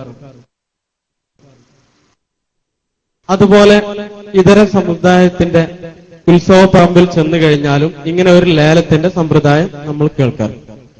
അതിൽ സ്ത്രീകൾക്ക് വിട്ടുകൊടുക്കില്ല എന്ന് പറഞ്ഞുകൊണ്ട് പുരുഷൻ ഇത്ര വിളിച്ചു, ഇന്നാലിനാൾ അത്ര വിളിച്ചു എന്ന് പറഞ്ഞ് അങ്ങ് മൂച്ചിയാക്കിയിട്ട് അവന്റെ കീശയിലുള്ള കാശ് പരമാവധി നമ്മളുടെ ഫണ്ടിലേക്ക് എത്താൻ നമ്മൾ എന്ത് ചെയ്യാറുണ്ട്? ഒരു ലേലം ചെയ്യുന്ന സംവിധാനമുണ്ട്. ഈ ലേലത്തിന് വല്ല പിൻബലം ഉണ്ടോ? അത് പുരാതന കാലത്ത് തന്നെ നിലനിന്നിട്ടുണ്ടോ? എന്താണ് അതിന്റെ തെളിവ്? ലേലം ചെയ്യുക എല്ലാവർക്കും പരിചയമുള്ള ഒരു ഏർപ്പാടാണ്. ലേലം ചെയ്യൽ എന്നതുകൊണ്ട് ഉദ്ദേശിക്കുന്നത്, പിന്നെ ഇവിടെ ബഹുമാനപ്പെട്ട സഹോദരൻ ചോദിച്ച ആ സംശയത്തില് ആളുകളെ മൂച്ചയാക്കൽ എന്ന് കേട്ടു. അത് ലേലത്തിലാണെങ്കിലും അല്ലെങ്കിലും ആളുകളെ മൂച്ചയാക്കാൻ പാടില്ല. അങ്ങനെ മൂച്ചയാക്കാണെങ്കിലും മൂച്ചമേ കയറാനും പാടില്ല. ലേലം വിളിക്ക് നേതൃത്വം കൊടുക്കുന്നവർ ശ്രദ്ധിക്കേണ്ടത് അങ്ങനെ മൂച്ചയാക്കാൻ പാടില്ല എന്നാണ്. ഇത് കേൾക്കുന്ന ആളുകൾ ഇതെന്തെങ്കിലും കേൾക്കുമ്പോഴത്തേന് അന്തം വിട്ടാണ് കയറാനും പാടില്ല. പിന്നെ ഒരു സൽക്കർമ്മത്തിന് ആളുകളെ പ്രോത്സാഹിപ്പിക്കുക, ഇത് നല്ല കാര്യമാണ്. ഈ പ്രോത്സാഹനം കേൾക്കുമ്പോൾ അത് ഉൾക്കൊള്ളുക, അത് മുഅ്മിനീങ്ങളുടെ ലക്ഷണമാണ്. എന്ത് കേട്ടാലും ഹൃദയത്തിന് യാതൊരു മാറ്റവും വരികയില്ല. ഇത് മുനാഫിക്കുകളുടെ ലക്ഷണമായിക്കൊണ്ടാണ് വിശുദ്ധ ഖുർആൻ പറഞ്ഞിട്ടുള്ളത്.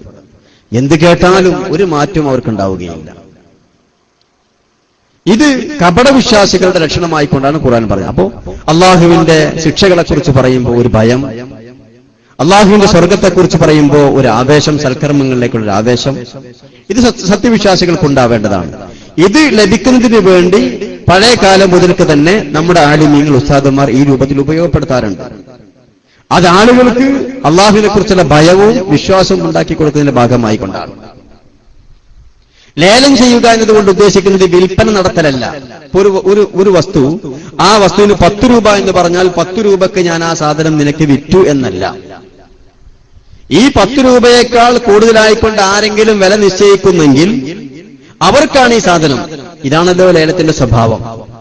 ഇത് കർമ്മശാസ്ത്രപരമായി ഫിഖ്ഹുമായി ബന്ധപ്പെടുത്തി നോക്കുമ്പോൾ ഇതിന് യാതൊരു തകരാറുമില്ല. എന്ന് മാത്രമല്ല, നബി സല്ലല്ലാഹു അലൈഹി വസല്ലമ തങ്ങളുടെ സദസ്സിൽ ഇങ്ങനെ സംഭവം ഉണ്ടായതായിക്കൊണ്ട് അബൂ ദാവൂദ് റളിയല്ലാഹു അൻഹു റിപ്പോർട്ട് ചെയ്യുന്ന ഹദീസിലുണ്ട്. ഒരു ദീർഘമായ ഹദീസാണ്, ഞാൻ ഹദീസ് വിശദീകരിക്കുന്നില്ല.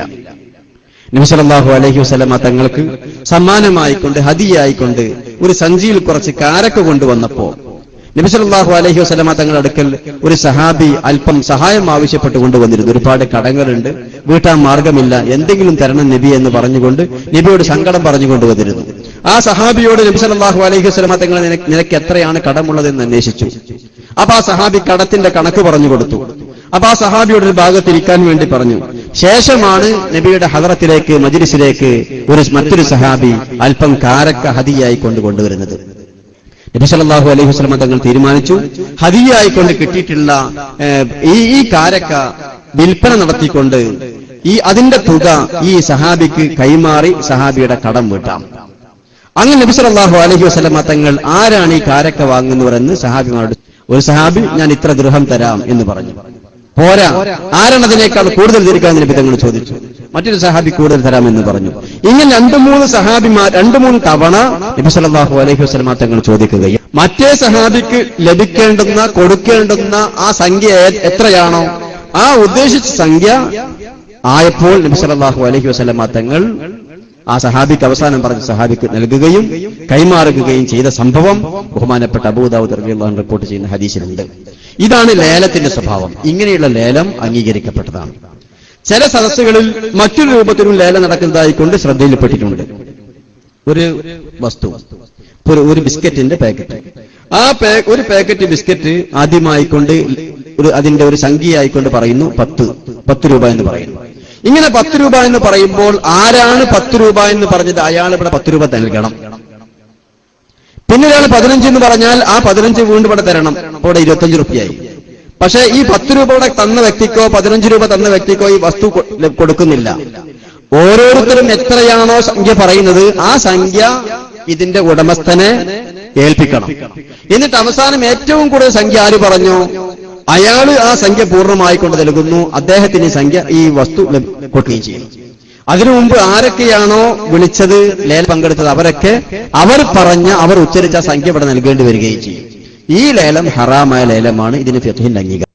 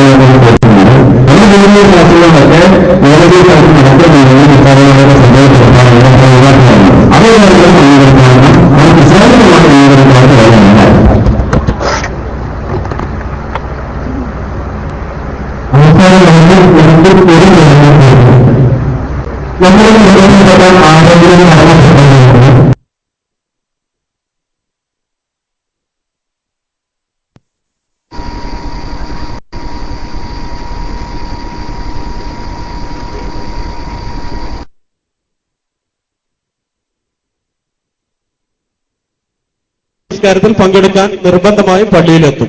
പക്ഷെ നിൽക്കുന്ന ഇമാമ് ബിദഈ പ്രസ്ഥാനക്കാരനുമാണ്. നാം ആ ഇമാമിനോട് തുടരണമോ അതല്ല മയ്യിത്ത് നിസ്കരിക്കണമോ? നിസ്കരിക്കാൻ വേറെ വല്ല പോംവഴിയുണ്ടോ? എന്താണെന്ന് വിശദീകരിച്ച വളരെ നന്ദി. ചോദ്യത്തിന്റെ സംശയത്തിന്റെ ചുരുക്കം ഒരു ബിദഈയാകുന്ന ഇമാമിനെ തുടരാമോ എന്നുള്ളതാണ്. പക്ഷേ അതോടുകൂടി മറ്റു ചില കാര്യങ്ങൾ കൂടി അവർ ശ്രദ്ധിക്കേണ്ടതുണ്ട്. പൊതുവെ നമ്മുടെ നാട്ടിലൊക്കെയുള്ള ഒരു ശ്രദ്ധക്കുറവ്, അറിയാത്തതിന്റെ പേരിലോ അതല്ലെങ്കിൽ അറിയുന്ന ആളുകൾ തന്നെ വേണ്ടത്ര ശ്രദ്ധിക്കാത്തതിന്റെ പേരിലോ ഉള്ളൊരു സംഭവം. നമ്മുടെ നാട്ടിലൊക്കെ പൊതുവെ മയ്യിത്ത് നിസ്കാരങ്ങൾ നടക്കാറുള്ളത് പള്ളികളിൽ വെച്ചുകൊണ്ടാണല്ലോ. പള്ളികളിൽ വെച്ചുകൊണ്ട് മയ്യിത്ത് നിസ്കാരം നടക്കുമ്പോൾ മയ്യിത്ത് നിസ്കാരത്തിന് മകനേക്കാളും, ഉപ്പയാണ് മരിച്ചതെങ്കിൽ മകനേക്കാളും, മകനാണ് മരിച്ചതെങ്കിൽ ഉപ്പയേക്കാളും മുന്തിക്കേണ്ടത് ഏതൊരു പള്ളിയിൽ വെച്ചുകൊണ്ടാണോ മയ്യിത്ത് നിസ്കാരം നടക്കുന്നത് ആ പള്ളിയിൽ നിശ്ചയിക്കപ്പെട്ട ഇമാമിനാണ് ഒന്നാം സ്ഥാനം. നമ്മുടെ നാട്ടിൽ ആരും ഈ മസല ശ്രദ്ധിക്കാറില്ല. ഒരു പള്ളിയിൽ വെച്ചുകൊണ്ട് മയ്യിത്ത് നിസ്കാരം നടക്കുമ്പോൾ ആ പള്ളിയിൽ ഒരു ഇമാമിനെ ഏൽപ്പിക്കപ്പെട്ടിട്ടുണ്ടെങ്കിൽ മകനാണ് മരിച്ചതെങ്കിൽ ഉപ്പയേക്കാളും, ഉപ്പയാണ് മരിച്ചതെങ്കിൽ മകനേക്കാളും ഒന്നാമതായിക്കൊണ്ട് മുന്തിക്കേണ്ടത്, മറ്റാരെക്കാളും മുന്തിക്കേണ്ടത് പള്ളിയിലെ ഇമാമിനെയാണ്. ആരും ഈ മസല ശ്രദ്ധിക്കാറില്ല. അറിയുന്ന ആളുകൾ തന്നെ പറയാറുമില്ല. കാരണം പറഞ്ഞിട്ട് കാര്യമില്ല, നടക്കൂല എന്ന് വിചാരിച്ചത് കൊണ്ടായിരിക്കാം. ഒരു പള്ളിയിൽ ഇമാമത്തിന് വേണ്ടി ഒരു ഉസ്താദിനെ, ഒരു ഇമാമിനെ ഏൽപ്പിച്ചിട്ടുണ്ടെങ്കിൽ ഏതൊരു ജമാഅത്തിനും ഒന്നാമതായിക്കൊണ്ട് മുന്തിക്കേണ്ടത് ആ ഇമാമിനെയാണ്. ആ ഇമാമിന്റെ അനുമതിയോടുകൂടിയായിരിക്കണം മറ്റുള്ളവർ ഇമാമ് നിൽക്കുന്നത്. അതല്ലാതെ മറ്റുള്ളവർ ഇമാമ് നിൽക്കാൻ പാടില്ല. മറ്റുള്ളവർ ഇമാമ് നിൽക്കൽ ഖിലാഫുൽ ഔലയാകും. ഇതാണ് നമ്മുടെ മദ്ഹബിലെ ശാഫിഈ ഫിഖ്ഹിലെ പ്രബലമായ അഭിപ്രായം. നമ്മുടെ ജുമുഅത്ത് പള്ളിയിൽ വെച്ചുകൊണ്ട് മയ്യിത്ത് നിസ്കാരം നടക്കുന്നു. ഈ മയ്യിത്തിന്റെ മകനാണ് ഇമാമ് നിൽക്കാൻ വരുന്നത്. മയ്യിത്തിന്റെ മകൻ ഇമാമ് നിൽക്കാൻ വേണ്ടി വരുമ്പോൾ അവിടെ ഖിലാഫുൽ ഔല ഒഴിവാകണമെങ്കിൽ പള്ളിയിലെ ഉസ്താദിനോട് വന്നുകൊണ്ട് സമ്മതം ചോദിക്കണം. ഉസ്താദ് ഇമാമ് നിൽക്കാൻ സമ്മതം കൊടുക്കണം. എന്റെ ഉപ്പയാണല്ലോ മരിച്ചിട്ടുള്ളത്, ഞാനല്ലേ ഇമാമ് നിൽക്കേണ്ടത് എന്ന അവകാശം പതിവായ ഒരു ഇമാമിന് നിശ്ചയിക്കപ്പെട്ട പള്ളിയിൽ വെച്ചുകൊണ്ട് മയ്യിത്ത് നിസ്കാരം നിർവഹിക്കുമ്പോൾ ഇല്ല. അതിന്റെ അവകാശം ആ ഇമാമിന് തന്നെയാണ്. അങ്ങനെ കൃത്യമായിക്കൊണ്ടൊരു ഇമാമിന് നിശ്ചയിക്കപ്പെടാത്ത പള്ളിയാണെങ്കിൽ പിന്നെ അവിടെ വാപ്പ മരിച്ചാൽ മകന്, മകൻ മരിച്ചാൽ വാപ്പ എന്ന ക്രമം.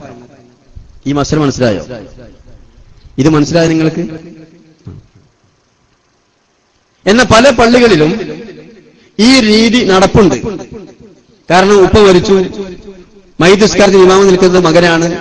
മകൻ നേരത്തെ മയ്യിത്ത് പള്ളിയിൽ കൊണ്ടുവന്നതിന് ശേഷം തന്നെ മകൻ ഈ ഉസ്താദിന്റെ അടുത്ത് വരും. എന്നിട്ട് ഉസ്താദെ ഞാനാണ് കേട്ടോ നിസ്കരിക്കണമെന്ന് പറയും. ഇപ്പൊ ഞാൻ ദർസ് നടത്തുന്ന കൊണ്ടോട്ടി കോടങ്ങാട് പള്ളിയിലൊക്കെ ഈ രീതി നടപ്പുണ്ട്. ആര് ഇമാമ് നിൽക്കുകയാണെങ്കിലും പള്ളിയിൽ ഉസ്താദിന്റെ അടുത്ത് വന്ന് പറയും ഞാനാണ് ഇമാമ് നിൽക്കണമെന്ന് പറയും. അങ്ങനെ ആ ഉസ്താദ് സമ്മതം കൊടുത്തു കഴിഞ്ഞാൽ പിന്നെ അവർക്കാണ് സ്ഥാനം. ഖിലാഫ് അല്ലെങ്കിൽ ഖിലാഫുൽ ഔല വരും. ആ നിസ്കാരം അത്ര ഗുണമുള്ള നിസ്കാരമല്ല.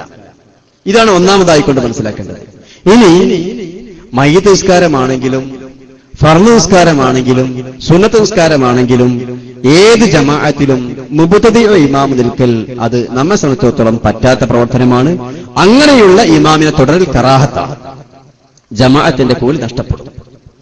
മയ്യിത്ത് നിസ്കാരമാവട്ടെ, സുന്നത്ത് നിസ്കാരമാവട്ടെ, ഫർള് നിസ്കാരമാവട്ടെ, പുത്തനാശയക്കാരനാകുന്ന ഇമാമിനെ തുടർന്നാൽ ജമാഅത്തിന്റെ കൂലി നഷ്ടപ്പെടും. അത് കറാഹത്താണ്. അപ്പോൾ ഒരു ജനാസ നിസ്കാരത്തിൽ മകനോ ബന്ധപ്പെട്ട ആളോ വല്ല വഹാബിയോ വല്ല ജമാഅത്തുകാരനോ ആണെങ്കിൽ, ആദർശബോധമുള്ള ഒരു സുന്നിയാണെങ്കിൽ എന്തെങ്കിലും ഹിക്മത്തുകൾ ഉപയോഗിച്ചുകൊണ്ട് ആ ജമാഅത്തിൽ പങ്കെടുക്കാതിരിക്കുക. എന്നാൽ മരിച്ച വ്യക്തിയുടെ മേൽ നിസ്കരിക്കണം എന്നുണ്ടെങ്കിൽ ആ ജമാഅത്തിൽ പങ്കെടുക്കാതെ മറവ് ചെയ്തതിനു ശേഷമോ അതല്ലെങ്കിൽ രണ്ടാം ജമാഅത്തോ ആയിക്കൊണ്ട് നിസ്കരിക്കാവുന്നതാണ്. അതല്ലാതെ ആ ജമാഅത്തിൽ തന്നെ ആ ഇമാമിനെ തുടർന്നുകൊണ്ട് നിസ്കരിച്ചാൽ കറാഹത്ത് വരും. ജമാഅത്തിന്റെ കൂടി പ്രതിഫലം നഷ്ടപ്പെടുകയും ചെയ്യും.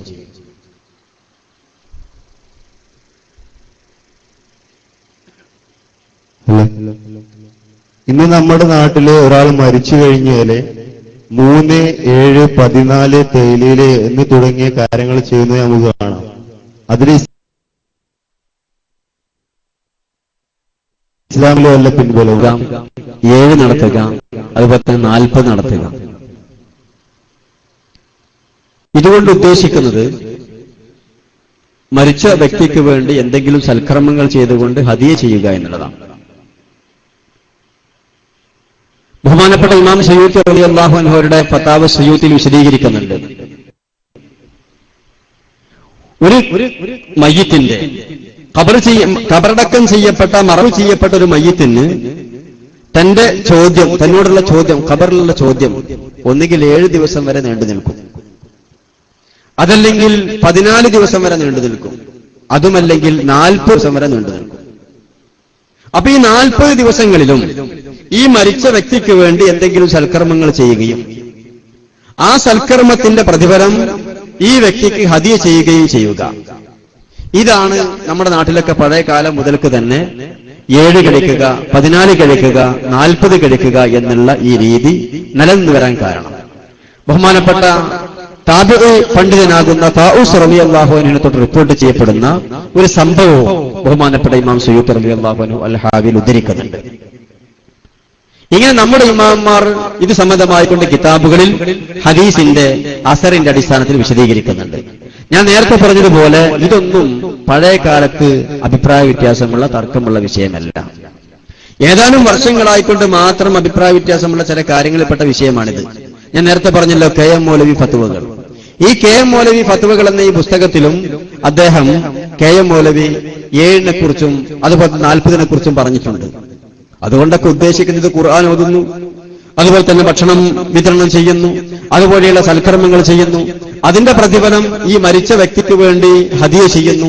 ഇങ്ങനെ ചെയ്യുമ്പോൾ ചെയ്യുന്നവർക്കും ആരെ ഉദ്ദേശിച്ചുകൊണ്ടാണോ ഇത് ചെയ്യുന്നത് അവർക്കും ഇതിന്റെ പ്രതിഫലം ലഭിക്കുമെന്ന് പഴയകാല വഹാബി പണ്ഡിതനാകുന്ന KM മൗലവി അംഗീകരിച്ചിട്ടുണ്ട്. ഇതൊക്കെ ഈ അടുത്ത കാലത്ത് കയറി വന്നിട്ടുള്ള തർക്കങ്ങളിൽപ്പെട്ട തർക്കം മാത്രമാണിത്. പ്രമാണങ്ങൾ പരിശോധിക്കുമ്പോൾ ഈ തർക്കങ്ങൾക്കൊന്നും യാതൊരു അടിസ്ഥാനവുമില്ല. മാത്രമല്ല പഴയകാല വഹാബി പണ്ഡിതന്മാരുടെ ഗ്രന്ഥങ്ങൾ പരിശോധിക്കുമ്പോൾ പോലും ഇതൊക്കെ അംഗീകരിച്ചിട്ടുള്ള വസ്തുതകളാണ് നമുക്ക് മനസ്സിലാക്കാൻ സാധിക്കുന്നത്. KM മൗലവിയുടെ പുസ്തകത്തിൽ ഇതിന് അംഗീകരിച്ചിട്ടുണ്ട്. സ്ത്രീകളുടെ ഭാഗത്തു നിന്ന് വന്നൊരു ചോദ്യമാണ്. ഒരു ഭാര്യയും ഭർത്താവും ഒരുമിച്ച് ഹജ്ജിന് പോകുന്ന സമയത്ത് മറ്റൊരു സ്ത്രീക്ക് അതിൽ പോകാൻ പറ്റുമോ എന്നുള്ളത്, മറ്റു അന്യ സ്ത്രീക്ക് ആ കൂട്ടത്തിൽ പോകാൻ അനുവദനീയമാണോ എന്ന്. ഒരു സ്ത്രീ ഒറ്റയ്ക്ക് യാത്ര ചെയ്യാൻ പാടില്ല. അത് ഹജ്ജിനാണെങ്കിലും ഉംറക്കാണെങ്കിലും ആശുപത്രി പോവുകയാണെങ്കിലും അങ്ങാടിയിലേക്ക് പോവുകയാണെങ്കിലും സൽക്കാരത്തിന് പോവുകയാണെങ്കിലും എവിടേക്ക് പോവുകയാണെങ്കിലും സ്ത്രീകൾ ഒറ്റയ്ക്ക് യാത്ര ചെയ്യരുത്. ഇതാണ് ഇസ്ലാം. ഹജ്ജ് മാത്രമായിക്കൊണ്ടോ ഉംറക്ക് മാത്രമായിക്കൊണ്ടോ ഇങ്ങനെ നിയമം ഇല്ല. ഇതാണ് അതിൽ ആദ്യമായിക്കൊണ്ട് മനസ്സിലാക്കേണ്ടത്. സ്ത്രീ യാത്ര ചെയ്യുമ്പോൾ ഒന്നുകിൽ വിവാഹബന്ധം ഹറാമായ ആളുകൾ ഒരു പുരുഷൻ അവരുടെ കൂട്ടത്തിലുണ്ടായിരിക്കണം. മകളാണ് പോകുന്നതെങ്കിൽ ഉപ്പയുണ്ടാവുക, അതല്ലെങ്കിൽ സഹോദരന്മാരുണ്ടാവുക, അതല്ലെങ്കിൽ ഭാര്യയാണ് പോകുന്നതെങ്കിൽ ഭർത്താവ് ഉണ്ടാവുക. ഇങ്ങനെ വിവാഹബന്ധം ഹറാമായ പുരുഷന്റെ കൂടെ ആയിരിക്കണം സ്ത്രീ യാത്ര ചെയ്യുന്നത്. അത് ഏത് യാത്രയാണെങ്കിലും. എന്നാൽ പുരുഷന്മാർ തന്നെ വേണമെന്നില്ല. വിശ്വസ്തകളാകുന്ന സ്ത്രീകളുടെ കൂടെയും ഒരു സ്ത്രീ യാത്ര ചെയ്യാവുന്നതാണ്. ഒരു യാത്രാ സംഘം, ആ യാത്രാ സംഘത്തിൽ പുരുഷന്മാരായി ആരുമില്ല, വെറും സ്ത്രീകൾ മാത്രമാണ്. ഓരോ സ്ത്രീക്കും മറ്റു സ്ത്രീകൾ കാരണത്താൽ നിർഭയത്വം ഉണ്ടാകുന്നുണ്ടെങ്കിൽ അങ്ങനെ ആ സ്ത്രീകളുടെ സംഘങ്ങൾ മാത്രമായി കൊണ്ടുള്ള ആ യാത്രയും അനുവദിക്കപ്പെടും. ഇങ്ങനെ തനിക്ക് വിശ്വസിക്കാവുന്ന ഒരു സ്ത്രീ തന്റെ കൂട്ടത്തിലുണ്ടെങ്കിൽ, അല്ലെങ്കിൽ സ്ത്രീകൾ തന്റെ കൂട്ടത്തിലുണ്ടെങ്കിൽ അവരെ കണക്കാക്കിക്കൊണ്ട് ഹജ്ജിനാണെങ്കിലും ഉംറക്കാണെങ്കിലും മറ്റേത് സ്ഥലത്തേക്കാണെങ്കിലും യാത്ര ചെയ്യാവുന്നതാണ്. ഈ മറ്റ് സമുദായങ്ങളിലുള്ളതിനേക്കാൾ കൂടുതൽ നമ്മുടെ മുസ്ലിം സമുദായത്തിലെ ഈ സ്ത്രീധന സ്വഭാവം അതിശക്തമായി രൂക്ഷമായി നിലനിൽക്കുക തന്നെയാണ്. നമ്മൾക്കാണെങ്കിലോ ഇത് പറഞ്ഞു കൊടുക്കുവാനോ ഇതിന്റെ പ്രാഥമികമായിട്ടുള്ള കടമകൾ പറഞ്ഞു കൊടുക്കുവാനും ഇത് കടുത്ത ഹറാമാണ് എന്ന് പറയുവാനുമുള്ള വളരെയധികം ഒരുപാട് സംഘടനകളും പണ്ഡിതന്മാരും എല്ലാ നിലക്കും ഇസ്ലാമിക സന്ദേശങ്ങൾ ഇത് നൽകിക്കൊണ്ടിരിക്കുകയാണ്. എന്നാലും നമ്മുടെ സമുദായം ഇതിൽ നിന്ന് ഒട്ടും പുറകോട്ട് പോകാതെ അതിങ്ങനെ അനുശോചനം തുടർന്നുകൊണ്ടിരിക്കുകയാണ്. എന്താണ് ഇതിനെക്കുറിച്ച് നമുക്കൊരു പരിഹാരം കാണാനുള്ള മാർഗം? സ്ത്രീധനം അതൊരു കാലത്തും നമ്മൾ അതിനെ പ്രോത്സാഹിപ്പിച്ചിട്ടില്ല. മാത്രമല്ല പഴയതിനെ അപേക്ഷിച്ച് ഇന്ന് സമൂഹം അതിനെക്കുറിച്ച് വളരെ ബോധവാന്മാരുമാണ്. മുമ്പത്തേക്കാൾ വലിയ മാറ്റം ഈ വിഷയത്തിലൊക്കെ സമൂഹത്തിൽ ഉണ്ടായിട്ടുണ്ട്. സ്ത്രീധനം അത് നിരുത്സാഹപ്പെടുത്തുന്ന സാഹചര്യം സമസ്ത കേരള ജമിയത്തുൽ ഉലമയുടെ പക്കൽ നിന്നും അതുപോലെ തന്നെ അതിന്റെ പോഷക സംഘടനകളുടെ പക്കൽ നിന്നുമൊക്കെ ഉണ്ടായിട്ടുണ്ട്. അതിന്റെ ഫലമായിക്കൊണ്ട് തന്നെ സ്ത്രീധനം അടക്കമുള്ള സമൂഹത്തിന് പ്രയാസമുണ്ടാക്കുന്ന പല വിഷയങ്ങളിലും നമ്മുടെ ആളുകളിൽ വലിയ മാറ്റം വന്നിട്ടുണ്ട്. കൂട്ടത്തിൽ നാം മനസ്സിലാക്കേണ്ടുന്ന ഒരു വിഷയം, സ്ത്രീധനത്തിന്റെ പേരിൽ വലിയ വീമ്പ് പറയുന്നവരാണ് വഹാബികൾ. ഞങ്ങൾ സ്ത്രീധനം വാങ്ങാറില്ല, മാതൃകാപരമായ രീതിയിലാണ് ഞങ്ങൾ വിവാഹങ്ങൾ നടത്താറുള്ളത് എന്നൊക്കെ പറഞ്ഞുകൊണ്ട് വലിയ വീമ്പ് പറയാറുണ്ട്. എന്നാൽ സ്ത്രീധനം അടക്കമുള്ള വിഷയങ്ങളിൽ ഒരു കാപട്യ മുഖമാണ് വഹാബീസത്തിനുള്ളത് എന്ന് നമുക്ക് മനസ്സിലാക്കാൻ സാധിക്കും. സാധാരണ വഹാബികൾ പറയാറുള്ളത് സ്ത്രീധനമാകുന്ന സ്വഭാവം നിങ്ങൾ സുന്നികൾക്കാണ്, ഞങ്ങൾ വഹാബികൾ മുജാഹിദുകൾ അതൊന്നും ചെയ്യാറില്ല എന്നൊക്കെയാണ്. എന്നാൽ സ്ത്രീധനത്തിന്റെ പേരിൽ സുന്നികളെ വിമർശിക്കുകയും വീമ്പ് പറയുകയും ചെയ്യുന്ന വഹാബികൾ സ്ത്രീധനത്തിൽ എന്ത് നിലപാടാണ് എന്നുള്ളത് വഹാബി പണ്ഡിതനാകുന്ന KNM പണ്ഡിതനാകുന്ന സുഹൈർ ചുങ്കത്തറയുടെ ഒരു പ്രഭാഷണത്തിലൂടെ നിങ്ങൾ കാണുക. 15. ചിലർ ചോദിച്ചു വാങ്ങും, സുന്നികൾ നല്ലവരാണവർ, ചോദിച്ചു വാങ്ങും. മറ്റേ ചോദിക്കാതെ വാങ്ങും, ഉള്ളിൽ കൂടെ. ഏട്ടത്തി എത്രയാ കൊടുത്തത്, എന്റെ ഏട്ടൻ കെട്ടിയപ്പോ എത്രയാ വാങ്ങിയത്, നിങ്ങൾ ഇഷ്ടമുള്ളത് കൊടുത്തോളി, നിങ്ങളെ മോളാണ് കേട്ടോ. പേടിപ്പിക്കുക. സഹോദരന്മാരെ പറയാം, അദ്ദേഹം സുഹൈർ ചുങ്കത്തറ ഒരു വഹാബി പണ്ഡിതനാണ്. സുന്നികളുടെയും വഹാബികളുടെയും ഇടയിലുള്ള ഈ സ്ത്രീധന നിലപാടിനെ കുറിച്ച്, സ്ത്രീധന വിഷയത്തിൽ അവർ പുലർത്തിപ്പോരുന്ന ആ രീതിയെക്കുറിച്ചാണ് അദ്ദേഹം പറയുന്നത്. ചിലർ ചോദിച്ചു വാങ്ങും, അവർ നല്ലവരാണ്, സുന്നികൾ ചോദിച്ചു വാങ്ങും. ചിലർ ചോദിക്കാതെ ഉള്ളിൽ കൂടെ വാങ്ങും. നിങ്ങളൊന്നും കൂടി കേൾക്കൂ, ആദ്യം മുതൽ ചോദിക്കും. സ്ത്രീധനാണ്. ചിലർ ചോദിച്ചു വാങ്ങും, സുന്നികൾ നല്ലവരാണവർ, ചോദിച്ചു വാങ്ങും. മറ്റേ ചോദിക്കാതെ വാങ്ങും, ഉള്ളിൽ കൂടെ. ഏട്ടത്തിക്ക് എത്രയാ കൊടുത്തത്, എന്റെ ഏട്ടൻ കെട്ടിയപ്പോ എത്രയാ വാങ്ങിയത്, നിങ്ങൾ ഇഷ്ടമുള്ളത് കൊടുത്തോളി, നിങ്ങളെ മോളാണ് കേട്ടോ. പേടിപ്പിക്കുക ആ രീതിയിൽ. അപ്പോൾ ഒന്നുമില്ല എന്ന് പറഞ്ഞാലോ കല്യാണാലോചനയിലെ സ്വഭാവങ്ങൾ കണ്ടിട്ടില്ലേ? എന്ത് ഓള് മക്കനിടലില്ല. ഇന്റെ വീട്ടിലൊക്കെ മക്കനൊട്ടിയാളാ. ഓള് ഇവിടെ വന്നാ പിന്നെ മക്കനിട്ടേ പുറത്തുനിന്ന് പള്ളിയിലൊന്നും ഇതുവരെ പോയിട്ടില്ല. അതൊക്കെ ഞങ്ങൾ കൊണ്ടേക്കോളാം, ഞങ്ങൾ 5 പള്ളിയിൽ പോണവരാ. പിന്നെ നിസ്കാരത്തിലൊക്കെ ലേശം അങ്ങോട്ടും അതൊന്നും സാറില്ല. പിന്നെ നമ്മളെ പണ്ടത്തിൽ ലേശം ഒരു കുറവുണ്ട്. എന്നാ നമുക്ക് പിന്നെ കാണാം. അസ്സലാമു അലൈക്കും. പ്രിയ സഹോദരന്മാരെ, എന്താണ് വഹാബിസം? എന്താണ് വഹാബിസം? വഹാബികൾക്കിടയിൽ നിലനിൽക്കുന്ന കല്യാണാലോചനകളെ കുറിച്ചാണ് വഹാബി പണ്ഡിതൻ സുഹൈർ ചുങ്കത്തറ പറഞ്ഞത്. അവർക്കൊരു സംഘടനയുണ്ടല്ലോ, ബിസ്മിയുടെ പ്രധാന പ്രവർത്തനമായിട്ടുള്ള ഒരു പരിചയപ്പെടുത്തുന്ന സ്ത്രീധന രഹിത വിവാഹങ്ങൾ. ആ ബിസ്മി സംഘടനയുടെ നേതാവാണ് സുഹൈർ ചുങ്കത്തറ. അദ്ദേഹമാണ് പറയുന്നത് മുജാഹിദുകളുടെ വിവാഹാലോചനകളുടെ സ്വഭാവത്തെക്കുറിച്ച്. അവ സ്ത്രീധനത്തിന്റെ പേരിൽ സുന്നികളെ വിമർശിക്കാനും അതിന്റെ പേരിൽ അഹങ്കരിക്കാനും ഇവിടുത്തെ വഹാബികൾക്ക് സാധ്യമല്ല. മാത്രമല്ല, ഉമർ മൗലവി അദ്ദേഹത്തിന്റെ സൽസബിയിലാണ് ഈ കാണുന്നത്. അദ്ദേഹം തന്റെ മകളെ വിവാഹം ചെയ്തു കൊടുക്കുമ്പോ സ്ത്രീധനം നൽകിയിരുന്നു എന്നും ആ സ്ത്രീധനം നൽകൽ കൊണ്ട് ഒരുപാട് ഗുണങ്ങളുണ്ട് എന്നും സ്ത്രീധനത്തെ വിമർശിക്കുന്നവർ വിവരമില്ലാത്തവരാകുന്നു എന്നുമൊക്കെയാണ് അദ്ദേഹം ഈ സൽസബിയിലൂടെ എഴുതിയിട്ടുള്ളത്. ആ പഴയകാല വഹാബികളാണെങ്കിലും ഇപ്പോ ആധുനിക വഹാബികളാണെങ്കിലും സ്ത്രീധനത്തിന്റെ പേരിൽ സുന്നികളെ വിമർശിക്കുവാനോ അതിന്റെ പേരിൽ വലിയ വീമ്പ് പറയാനോ ആർക്കും അവകാശമില്ല. സുഹൈർ ചുങ്കത്തറ തന്നെ തുറന്ന് സമ്മതിച്ചല്ലോ. ചിലർ ചോദിച്ചു വാങ്ങും, സുന്നികൾ ചോദിച്ചു വാങ്ങും, അവർ നല്ലവരാണ്. വഹാബികളോ ചോദിക്കാതെ ഉള്ളിൽ കൂടെ വാങ്ങും. ഏട്ടത്തിക്ക് എത്ര കൊടുത്തത്? ജ്യേഷ്ഠം കിട്ടുമ്പോ എത്ര കിട്ടിയിട്ടുള്ളത്? അദ്ദേഹം തന്നെ പറയുന്നു, വിവാഹാലോചനയുടെ സ്വഭാവം ഒരു പെണ്ണിനെ, ഒരു സ്ത്രീയെ വിവാഹം ആലോചിക്കുമ്പോ അവൾ മക്കനിടാറില്ല എന്ന് പറയാൻ പ്രശ്നമില്ല, നിസ്കരിക്കാറില്ല എന്ന് പറഞ്ഞാൽ പ്രശ്നമില്ല. എന്നാൽ സ്വർണത്തിൽ കുറച്ച് കുറവാകും എന്ന് പറഞ്ഞാൽ എന്തായിരിക്കും, എന്താണ് വഹാബികളുടെ നിലപാട്? അസ്സലാമു അലൈക്കും നീട്ടി പറയും, എന്നിട്ട് അവിടുന്ന് ഇറങ്ങിപ്പോരുകയും ചെയ്യും. ഇങ്ങനെ ജനങ്ങളെ കബളിപ്പിക്കുന്ന ഒരു വഞ്ചമായ സമീപനമാണ് സ്ത്രീധന വിഷയത്തിൽ എന്ന് മാത്രമല്ല എല്ലാ വിഷയങ്ങളിലും വഹാബികൾ തുടർന്നുകൊണ്ടിരിക്കുന്നത്. അപ്പൊ സ്ത്രീധനത്തെ SKSSF ആണെങ്കിലും SYS ആണെങ്കിലും എല്ലാ സുന്നി സംഘടനകളും സമസ്തയുടെ പോഷക സംഘടനകളെല്ലാം തന്നെ നിരുത്സാഹപ്പെടുത്തിക്കൊണ്ടിരിക്കുന്നു. അതിന്റെ ഭാഗമായിക്കൊണ്ട് പഴയ കാലത്തെ അപേക്ഷിച്ച് സമൂഹം ഇപ്പൊ അതിലൊക്കെ വലിയ ബോധമുള്ളവരായിട്ടുണ്ട് എന്നുള്ളതാണ് നാം മനസ്സിലാക്കേണ്ടത്. അസ്സലാമു അലൈക്കും. എനിക്കൊരു സംശയം. ഇവിടെ NDF പോലത്തുള്ളതായ സംഘാടകര് സ്ത്രീധനം ഹറാമാണെന്ന് പറയുന്നുണ്ട്. പ്രാമാണികമായിട്ട് അതിന് വല്ല തെളിവുകളും ഉണ്ടോ? ഇവിടെ ഇപ്പൊ ചോദിച്ച വ്യക്തിയും പറഞ്ഞു സ്ത്രീധനം ഹറാമാണെന്ന് നമ്മളെ ഉസ്താദന്മാരൊക്കെ പറയുന്നുണ്ട്.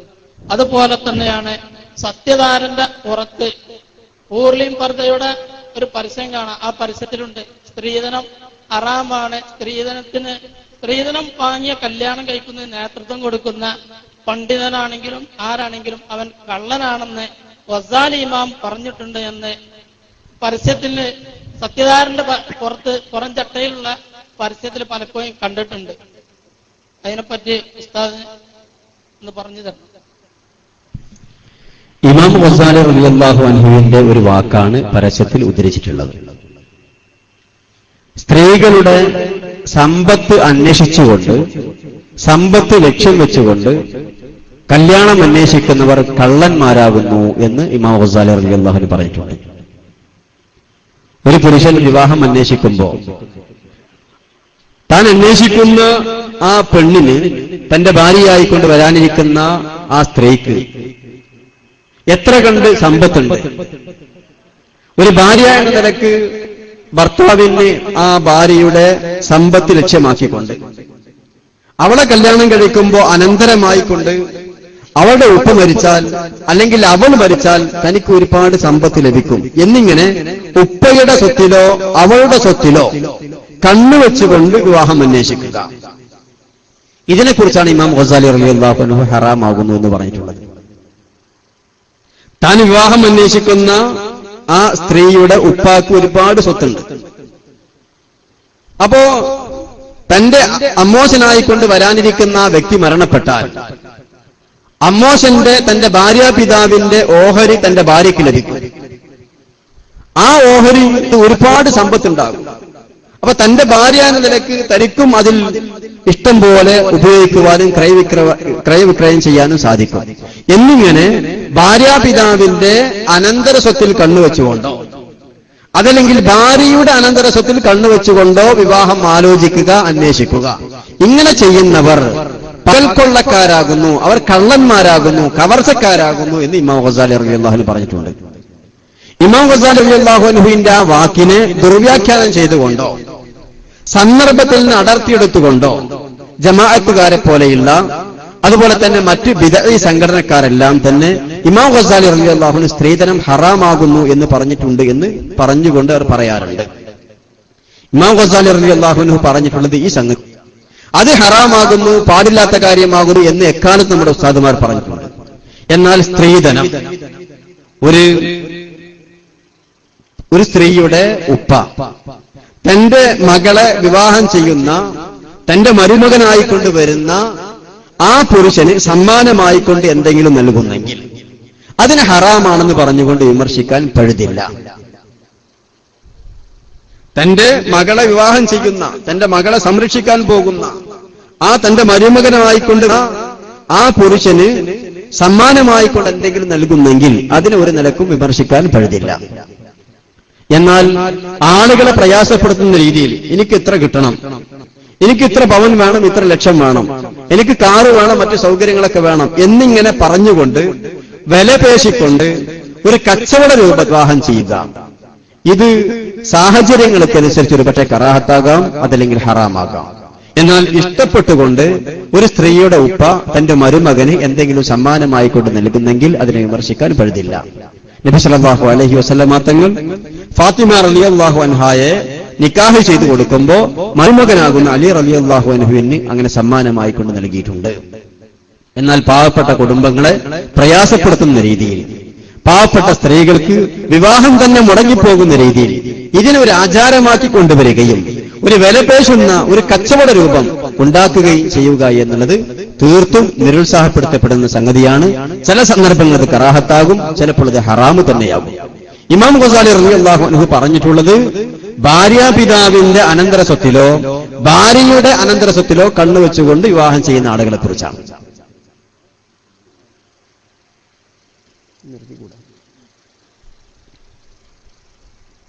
സമയം വളരെ വൈകിയിട്ടുണ്ട്. ഇനി കാര്യമായ സംശയങ്ങളൊന്നും ഇല്ലെങ്കിൽ നമുക്കിവിടെ അവസാനിപ്പിക്കാം.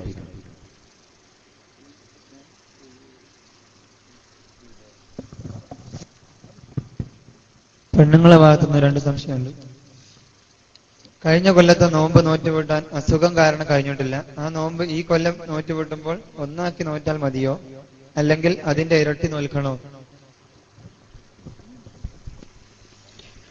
ഒരു നോമ്പ് ഖളാ ആയെങ്കിൽ ഒരു നോമ്പ് തന്നെ. പക്ഷെ ഒരു റമദാൻ കഴിഞ്ഞാൽ, ഒരു റമദാനിലെ നോമ്പ് ഖളാ ആയി അടുത്ത റമദാൻ മുമ്പായിക്കൊണ്ട് അത് ഖളാ വീട്ടിയിട്ടില്ല എങ്കിൽ മുദ്ദ് കൊടുക്കാൻ നിർബന്ധമാണ്.